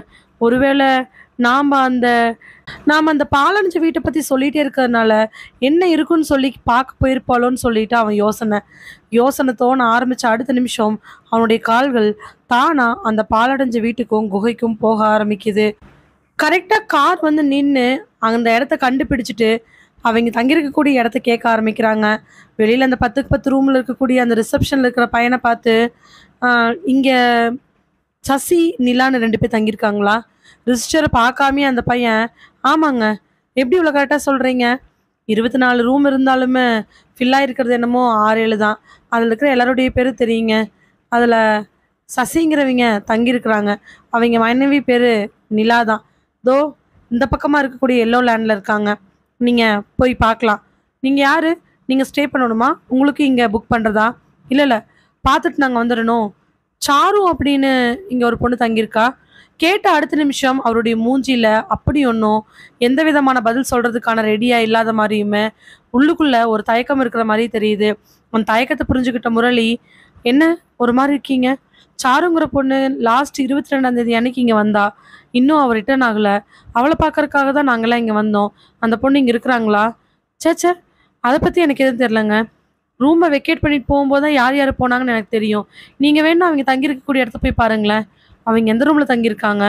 அது வந்து இவ்வளோ கம்மியான ஆட்கள் இருக்கிற இடத்துல சாரு எங்கே தங்கியிருக்காங்க உங்களுக்கு தெரியல, இல்லை தெரிஞ்சு சொல்ல மாட்டேங்கிறீங்களா? இல்லை சார், எல்லோ ரூம்லேருந்து 3 ரூம் தள்ளி கிரீன்லேண்ட் இருக்குது, அங்கே இருக்காங்க. அங்கே போய் பாருங்கள். நீங்கள் சாருவை கடைசியாக எப்போ பார்த்தீங்கன்னு தெரிஞ்சுக்கலாமா? சார், நான் இந்த இடத்த விட்டு நான் போக மாட்டேன் சார். நைட்டு ஷிஃப்ட்டில் யாராவது மாற்றிடணுன்னா மட்டும்தான் நான் போவேன். மற்றபடி எனக்கு எதுவும் தெரியாது சார். அவர் டக்குன்னு சொல்லவே காரை எடுத்துக்கிட்டு அவங்க காட்டின திசையில் எல்லோ லேண்டை நோக்கி போகிறாங்க. குகைக்கு முன்னாடி நின்றுட்டு இருக்கக்கூடிய நிலாவுக்கு என்ன பண்ணுறன்னு தெரில. அவளுடைய பிளானே இது கிடையாது. குகையில் இருக்கக்கூடிய ரகசியங்களுமே, அது உண்மையா பொய்யான்னு கண்டுபிடிக்க வந்திருக்கக்கூடிய சாரு காணாமல் போனதுமே, அதை தேடி சசி வந்திருக்கிறதுமே நிலாவுக்கு ஏற்கனவே மனசுக்குள்ள பெரிய பயத்தை ஏற்படுத்திட்டு இருந்துச்சு. இந்த மாதிரி சூழ்நிலையில் சசி எங்காவது அங்கே போயிடுவானோ அப்படிங்கிற பயம் இருந்துட்டு இருந்தவ, அவள் வந்து இங்கே நிற்கும் பொழுது அவளுக்கு எப்படி இருக்கும்? ஒரு அடி எங்கே எட்டு வைக்கிறதுன்னு தெரியாம கண்களில் கண்ணீரோட நின்றுக்கிட்டு இருக்கிறா. சுற்றி முத்தியும் பார்க்குறா. சாரு, சாரு எங்கே இருக்க சாரு? சாரு எங்கே இருக்கன்னு கேட்ட உடனே அவளுடைய இடது காதில் ஆண் குரல் ஒன்று ஒரு பெண்ணுக்கு ஏங்குற மாதிரியும் பெண்ணுக்காக தவம் இருக்கிற மாதிரியுமே வசனங்களை பேச, வலது காதில் ஒரு பெண் ஒருத்தி ஒரு அரசனுக்காகவோ ஒரு கடவுளுக்காகவோ தவம் இருக்கிற மாதிரியும் கேட்க ஆரம்பிக்குது. ரெண்டையும் ஒரே நேரத்தில் அவனால் கேட்க முடியல. சத்தம் கூட கொஞ்ச நேரத்தில் அப்படியே அதிகமாயிட்டே போயிட்டு இருக்குது. காதுகள் ரெண்டையும் பொத்திக்கிட்டு அங்கே நின்றுட்டு இருக்கிறா. திடீர்னு அந்த ரெண்டு குரலும் நின்றுச்சு. காதை மெல்ல திறந்து எந்த பக்கம் போகலான்னு திரும்பி பார்க்குறா. அவளுக்கும் எந்த வழியில் போனாலும் திரும்பவும் வந்து நிற்கக்கூடிய இடம் அந்த பாலடைஞ்சு வீட்டிலுடைய வாசல் தான். கண்களில் வரக்கூடிய கண்ணீர், இதய துடிப்பு துடிக்கிறது, ரத்தத்தினுடைய அளவு போகிறது, ப்ரெஷர் அதிகமாகிறது, தலையெல்லாம் சுற்ற ஆரம்பிக்கிறது அவளுக்கு நல்லாவே தெரியுது. இப்போ அடுத்த முறை ஒரு பெண் யாருனாலேயோ வன்கொடுமை செய்கிற மாதிரியுமே, உடனே அந்த பெண் வாந்தி எடுக்கிற மாதிரியுமே, மாசமாகிற மாதிரியும், ஒவ்வொரு மாதங்கள்லேருந்து வரக்கூடிய வலிகள், குழந்தை பிறப்பு, குழந்தை வளருதுன்னு மேலும் மேலும் சத்தங்கள் அதிகமாயிட்டு போக, திடீர்னு பாம்பெல்லாம் ஏதோ சத்தம் போடுற மாதிரி சத்தம் கேட்க, அவளுக்கு இந்த சத்தத்தை தாங்க முடியல. கொஞ்சம் கொஞ்சமாக அந்த சத்தம் அதிகமாகி மண்டையே வெடிக்கிற மாதிரியான சத்தம் அவள் காதில் விழுந்து, ஒரு புறம் ஆண் பெண்ணுக்காக ஏங்க, இன்னொரு பக்கம் பெண் ஆணுக்காக ஏங்க, மற்றொரு பக்கம் பிறந்த குழந்தை வளரும் பொழுது ஏங்கன்னு சொல்லிட்டு பலத்த சத்தம் கேட்ட அடுத்த நிமிஷம் நிலாவோட மூக்கு, காது, வாயிலிருந்து ரத்தம் வந்து அந்த இடத்துலையே அவ மயக்கம் போட்டு கீழேயும் விழுந்துடுறா. காரை விட்டு இறங்கினவங்க அந்த எல்லோ லேண்டுக்கு மேலே நின்றுட்டு சுற்றி முற்றியும் பார்க்குறாங்க. இதான் எல்லோ லேண்டு, சசியும் நிலா இருக்கக்கூடியது. அங்கிருந்து அங்கே தெரியுது பாருடா கிரீன்லேண்டு, அங்கே தான் நம்ம சார் தங்கியிருக்கிறா. யாரை கேட்குறது? சுற்றி பார்த்துட்டு இருக்கும் பொழுதே வேற ஒரு இடத்துல சாப்பாடு கொடுத்துட்டு அங்கே வேலை செய்யக்கூடிய பையன் வந்துட்டுருக்க. அந்த பையனை கூப்பிடுறாங்க. தம்பி ஒரு நிமிஷம் வர முடியுமா, வர முடியுமான்னு கேட்டவுடனே அந்த பையன் வந்து, சொல்லுங்கள் சார், இங்கே சசி நிலான்னு தங்கியிருக்காங்களா? சசி நிலா, சசி நிலாவுனுடைய உடல் அமைப்புகள், அவங்களுடைய அடையாளங்களை சொல்ல அந்த பையன் ஆமான்னு தலையாட்டுறான். அவங்க எங்கே போனாங்கன்னு தெரியுமா? ஏன்னா ரூமுக்குள்ளே இல்லையாட்டிருக்கு. எட்டி பார்த்தோம் சார். அவரு இப்போதான் சார் அவங்களுடைய ஒய்ஃபை காணான்னு சொல்லிட்டு என்கிட்ட கேட்டாரு. நான் பார்க்கலின்னு சொன்னேன். அவர் உடனே எங்கேயோ கிளம்பி போயிட்டாரு சார். ஒய்ஃபை காணாமா? நிலாவையா? அவங்க பேர்லாம் தெரியாது சார், ஆனால் என் ஒய்ஃபை பார்த்தீங்களான்னு கேட்டார். நான் இல்லை சார் பார்க்கலன்னேன். அவர் சரிப்பா அப்படின்னு சொல்லிட்டு ஏதோ இந்த பக்கமாக போனார் சார். அவர் காட்டின கை கிரீன்லேண்ட் இருக்கக்கூடிய இடம். சரிப்பா தேங்க்ஸ். ரெண்டு பேரும் கிரீன்லேண்டுக்குள்ளே போகிறாங்க. அந்த ரூமுக்குள்ளே போய் தேடி பார்க்குறாங்க. அவங்களுக்கு அப்படி ஒன்றும் கிடைக்கல. வெளியில் வந்த ரெண்டு பேர்த்துக்கும் இப்போ மனசுக்குள்ளே பயம் அதிகமாயிட்டே போகுது. பார்க்கலான்டா, நம்ம போய் சசியோட ரூமுக்கு முன்னாடி உட்காருவோம், அவன் எத்தனை மணிக்கு வரான்னு பார்க்கலாம். டே முரளி, எனக்கு ஏதோ பயமாக இருக்குது. சாருவும் காணோம், இவங்க ரெண்டு பேர்த்தையும் காணோம். என்னடா நடந்திருக்கோம்? அது தெரிலடா, எதுனாலும் விடிஞ்சு பார்த்துக்கலாம்டா. விடிஞ்சா அதுக்குள்ளே ஏதாவது ஆயிடுச்சு அப்படின்னா? இல்லை ரகு, நாம் தப்பு பண்ணக்கூடாது. நல்லா யோசிச்சு பாரு டீன் என்ன சொன்னாருன்னு. எதுவாக இருந்தாலும் பகலில் பண்ணுங்க, இரவில் பண்ண வேண்டான்னாரு. இங்கேயே உட்காந்து பார்ப்போம் சசியும் நிலாவும் வராங்களான்னு. அப்படி வரலினா காலையில் நம்ம ஸ்டெப் எடுப்போம். இல்லைடா முரளி, ஒருவேளை ஏதாவது ஸ்டெப் எடுத்து அவங்கள காப்பாற்ற முடிஞ்சதா இருந்துச்சு அப்படின்னா. ரெண்டு பேரும் யோசிச்சுக்கிட்டே அதே இடத்துல அப்படியே நிற்கிறாங்க. ஆனால் அங்கே போகிறதுக்கு ரெண்டு பேர்த்தோட மனசுக்குள்ளேயுமே எந்தவித தைரியமும் கிடையாது. அடுத்த நாள் காலையில் 6 மணி அப்படிங்கும் பொழுது அந்த ரெஸ்டாரண்ட்டில் போலீஸ் ஜீப் வந்து நிற்கிது. போலீஸ் ஜீப்பில் வந்து நின்று அடுத்த நிமிஷம் அது பக்கத்தில் போன ரகு, சார் நாங்கள் தான் கால் பண்ணோம். ரகு சொன்ன உடனே இன்ஸ்பெக்டர் கை கொடுக்க, சார் எங்கள் ஃப்ரெண்ட்ஸ் 3 பேர் ஆக்சுவலாக இங்கே வந்து தங்கியிருந்தாங்க, அவங்கள காணோம், அதுக்காக சார் தான் நாங்கள் வந்தோம். போலீஸ் வரும்பொழுது அந்த ரெசிடென்சியில் வேலை செஞ்சுட்டு இருக்கக்கூடியவங்க, முக்கியமானவங்க, அந்த முன்னாடி கொண்டிருக்கக்கூடிய மேனேஜர், வேலை செய்கிற பசங்க எல்லாருமே அந்த எல்லோ லேண்டுக்கு முன்னாடி வந்துட்டாங்க.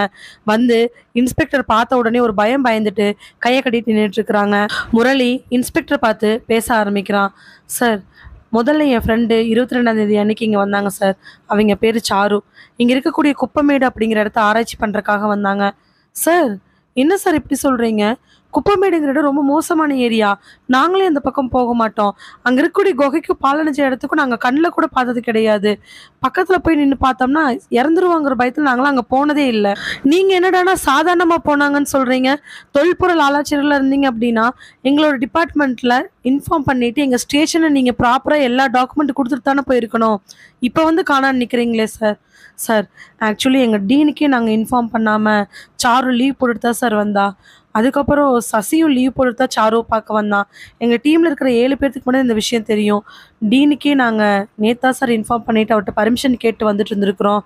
சார், குப்பமேடுங்கிற இடம் ரொம்ப மோசமான இடம். ஆக்சுவலி குப்பமேடு அப்படிங்கிறது இந்த எல்லா இடமும் கிடையாது. அந்த குகையுமே பாலடைஞ்ச வீட்லேயுமே எக்கச்சக்கமான கதைகள் கேட்டிருக்கிறோம். மேய போன ஆடு கூட திரும்பி வந்தது கிடையாது. அதில் அமானுஷ்யம் இருக்கிறது உண்மைதான். இப்படி போய் என்ன சார் இப்படி பண்ணிட்டீங்க? சரி சார், நாங்கள் முடிஞ்ச அளவுக்கு தேட பார்க்குறோம். ஆனால் கிடைப்பாங்களா என்னன்னு எனக்கு தெரியாது. திரும்பின இன்ஸ்பெக்டர் கான்ஸ்டபிள், சார், இங்கே வேலை செய்கிறவங்க எல்லாத்தையும் வர சொல்லுங்கள். நாம் எல்லாத்தையும் விசாரிச்சு தான் ஆகணும். எல்லாரையும் வர சொல்லி நிற்க வைக்கிறாங்க. அப்படி ஒன்றும் அதிகமாக வேலை செய்யலை. ஒரு 5 பேர் நின்றுட்டுருக்குறாங்க. 5 பேருமே போலீஸை பார்த்து தயங்கிட்டு தான் நின்றுட்டுருக்காங்க.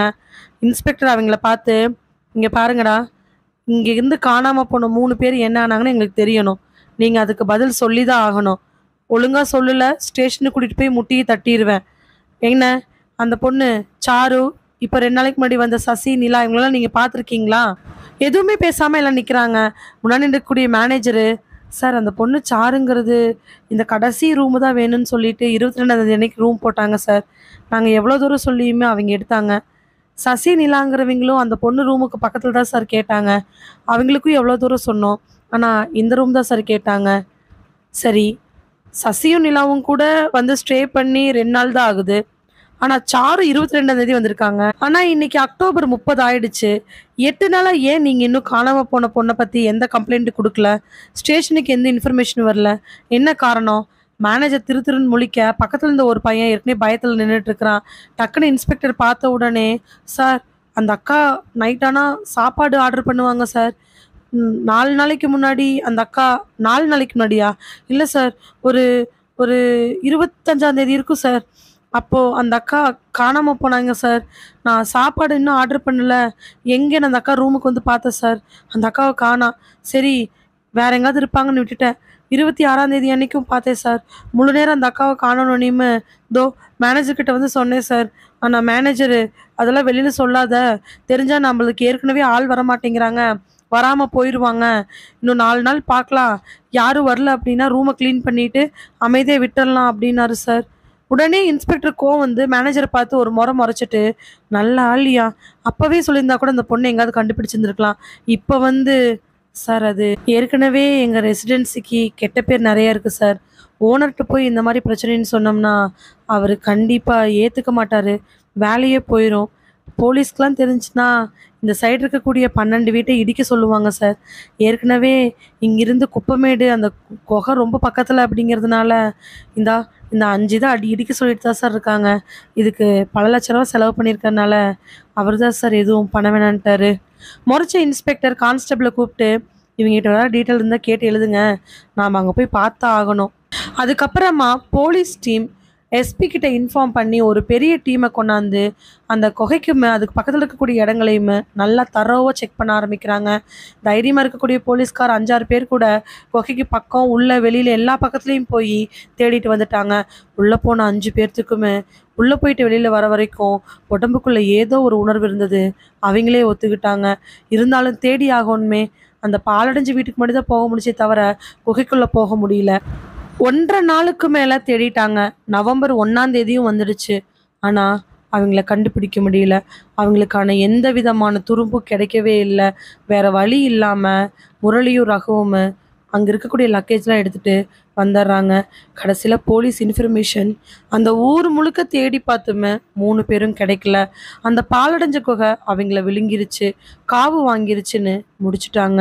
அதுக்கப்புறமா ரகு டீமுக்கு என்கொயரி நடந்து, அவருடைய டீனுக்கு என்கொயரி நடந்து, அங்கே ரகு, பிரியா, ரியா, கேஷவ், முரளி இவங்க எல்லாருக்கும் 6 மாதம் சஸ்பெண்ட் கிடைக்கிது.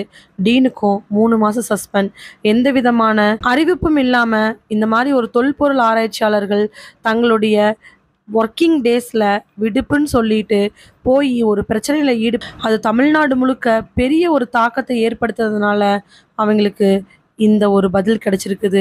இவங்களுடைய சஸ்பென்ஷன் எல்லாமே காரணமற்றது தான். சாருவும் லீவ் போட்டுட்டு தான் போனான், சசியும் லீவ் போட்டுட்டு தான் போனான். ஆனால் போய் ஆராய்ச்சி பண்ணுறதுக்கான இடமும் விசாரிக்கிறதுக்கான நேரமும் ப்ராப்பர் கிடையாது, அதுக்கான டாக்குமெண்ட் எதுவுமே சப்மிட் பண்ணப்படலைன்னு ஏதோ ஒரு சோஷியல் ப்ரெஷர்னால அவங்களுக்கு சஸ்பெண்டும் கிடைக்கிது. இதுக்கப்புறமா பல பேர் பல இடங்கள்ல பேட்டிகள் எடுக்கப்பட்டு கடைசியா ரொம்ப வருஷம் இருக்கக்கூடிய ஒரு சாமியார்கிட்ட பேட்டிகள் எடுக்கிறாங்க. அதுக்கு அவரு அந்த குப்பமேட்டில் இருக்கக்கூடிய குகை தான் அந்த குப்பை குகை. அது நிறையா பேர்த்த காவு வாங்கிருச்சு. அங்க இருக்கக்கூடிய ராட்சசி இன்னும் எத்தனை பேர்த்த விழுங்க போறான்னு தெரியல. அங்க சொல்லப்படுற கதைகள்லாம் உண்மைதான். அங்க அமானுஷ்யங்கள் இருக்குது. ஆடு மாடு மட்டும்தான் காணாம போயிட்டு இருந்துச்சு. நாங்கள்லாம் அதை நினச்சிக்கிட்டு மனுஷங்க அங்கே போகாம இருந்தோம். ஆனா இப்போ 3 பேருமே காணாம போயிருக்கிறாங்கன்னா அங்க குகைக்குள்ள இருக்கக்கூடிய ஆத்மா யாரையும் சும்மா விடாது. அதனால யாரும் அந்த பக்கம் போகாதீங்க. எப்பேற்பட்ட மகான்கள்னாலையுமே அந்த குகையுமே பாழடைஞ்ச அந்த இடத்தையுமே கட்டுப்படுத்த முடியாது. அந்த ஆத்மாவை விரட்ட முடியாது. ஏன்னா அது நிறையா மனிதர்களையுமே நிறையா விஷயத்தையுமே ஆட்கொண்டுக்கிட்டு நிறையா விழுங்கி தெய்வீக சக்தியை விட தீய சக்தியை தனக்குள்ளே வச்சுக்கிட்டு இருக்குது. அதை யாரும் தீண்டாதீங்க, பக்கத்தில் போகாதீங்க, அது சும்மா விடாது.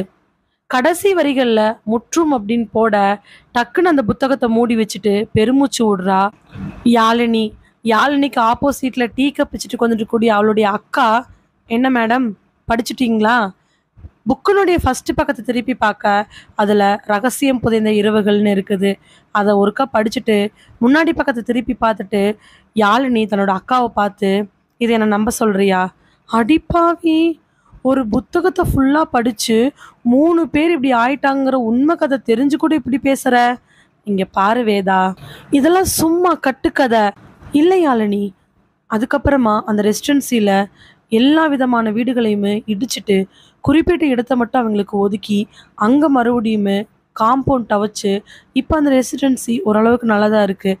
ஆனால் அந்த குப்பைமேட்டை சுற்றியுமே சாமிகளோட ஆதிக்கம் வரணும் அப்படிங்கிறதுக்காக ஒரு காம்பவுண்ட் மாதிரி சும்மா தற்காலிகமாக போட்டு அதில் எலுமிச்சம்பழம் முட்டை அது இதுன்னு போட்டு நிறைய தாயத்துகள் கட்டி கட்டுப்படுத்தி வச்சுருக்காங்க. இப்போது அந்த ஆத்மா அதுக்குள்ளே தான் கட்டுப்பட்டுருக்குது. அதுக்கப்புறமா தான் அந்த ஊரில் நிறைய நல்லதுகள் நடந்துட்டுருக்குது. முன்னாடியாவது அந்த குகைக்குமே அந்த குகைக்கு பக்கத்தில் இருக்கக்கூடிய வீட்டுக்கும் போகணுன்னா சாதாரணமாக போயிடலாம். இப்போ அப்படி போக முடியாது. சுற்றி இடங்களில் அந்த வேலி அமைச்சு அதில் இருக்கக்கூடிய மந்திரங்களெல்லாம் தாண்டி தான் போகணும். மந்திரங்களை தாண்டி யாருனாலையும் போக முடியாது. அது மட்டும் இல்லை, அப்போ இன்ஸ்பெக்டராக இருந்தவரை கேட்டாலுமே அவர் இதே தான் சொல்கிறாரு. அதுக்கப்புறம் அவங்க 3 பேர் இறந்து போய் இன்னும் கிடைக்காம இருக்கிறத அந்த ஊர் மக்கள் சொல்லிக்கிட்டே தான் இருக்கிறாங்க. இதை நான் இப்போ இன்டர்நெட்டில் கூட பார்த்தேன். நீ அந்த இடத்துக்கு போகிறேன்னு சொல்கிறங்காட்டி தான் நான் இப்போ வேண்டான்னு சொல்கிறேன். இங்கே பாரு வேதா, நான் ஒரு சைக்காலஜிஸ்ட். நான் ஒரு பெரிய ரிசர்ச்சில் இருக்கேன். என்னுடைய பிஹெச்டி நான் பக்காவாக முடிக்கணும்னு நினைக்கிறேன். அதனால தான் மக்களினுடைய மூட நம்பிக்கையை நான் கையில் எடுத்திருக்கேன். அதில் எனக்கு தெரிஞ்சது ஏற்காட்டுக்கு பக்கத்தில் இருக்கக்கூடிய இந்த குப்பமேடுங்கிற பகுதி. எதர்ச்சியாக தான் அந்த புக் லைப்ரரியில் என் கை கிடச்சிச்சு. ஆனால் எனக்கு இதில் இன்ட்ரெஸ்ட் வந்துடுச்சு. நிறைய பேர் அதை பற்றி நிறைய சொல்லியிருக்காங்க. உன்கிட்ட கேட்டால் ஒரு ஐடியா கிடைக்குன்னு வந்தா நீ ஏதோ ரகசியம் புதைந்த இரவுகள்னு யாரோ எழுதுன ஒரு புக் எடுத்து அந்த குப்பமேட்டை பற்றி என்னென்னமோ கட்டுக்கதை கட்டிக்கிட்டு இருக்கிற. இல்லை வேதா, நான் முடிவு எடுத்துட்டேன். நிச்சயமாக அந்த இடத்துக்கு போக தான் போகிறேன். அந்த இடத்துல என்ன இருக்குது நான் கண்டுபிடிக்க தான் போகிறேன். அதெல்லாம் வெறும் கட்டுக்கதைன்னு சொல்லிட்டு நிரூபிக்க தான் போகிறேன். சொன்னவ அக்கா வச்சிருந்த காஃபி கப்பை எடுத்து குடிக்க ஆரம்பிக்கிறா. இதோட இந்த கதை நிறைவடைகிறது. இதே மாதிரி கதைகளை கேட்க மறக்காமல் சிந்தனை பெற்றதுக்கு வாங்க. மறுபடியும் வேறு ஒரு கதையோட உங்களை சிந்தனை பெற்றதில் சந்திக்கிறேன். அது வரைக்கும் நன்றி. மகிழ்வித்து மகிழ்ந்திருங்கள்.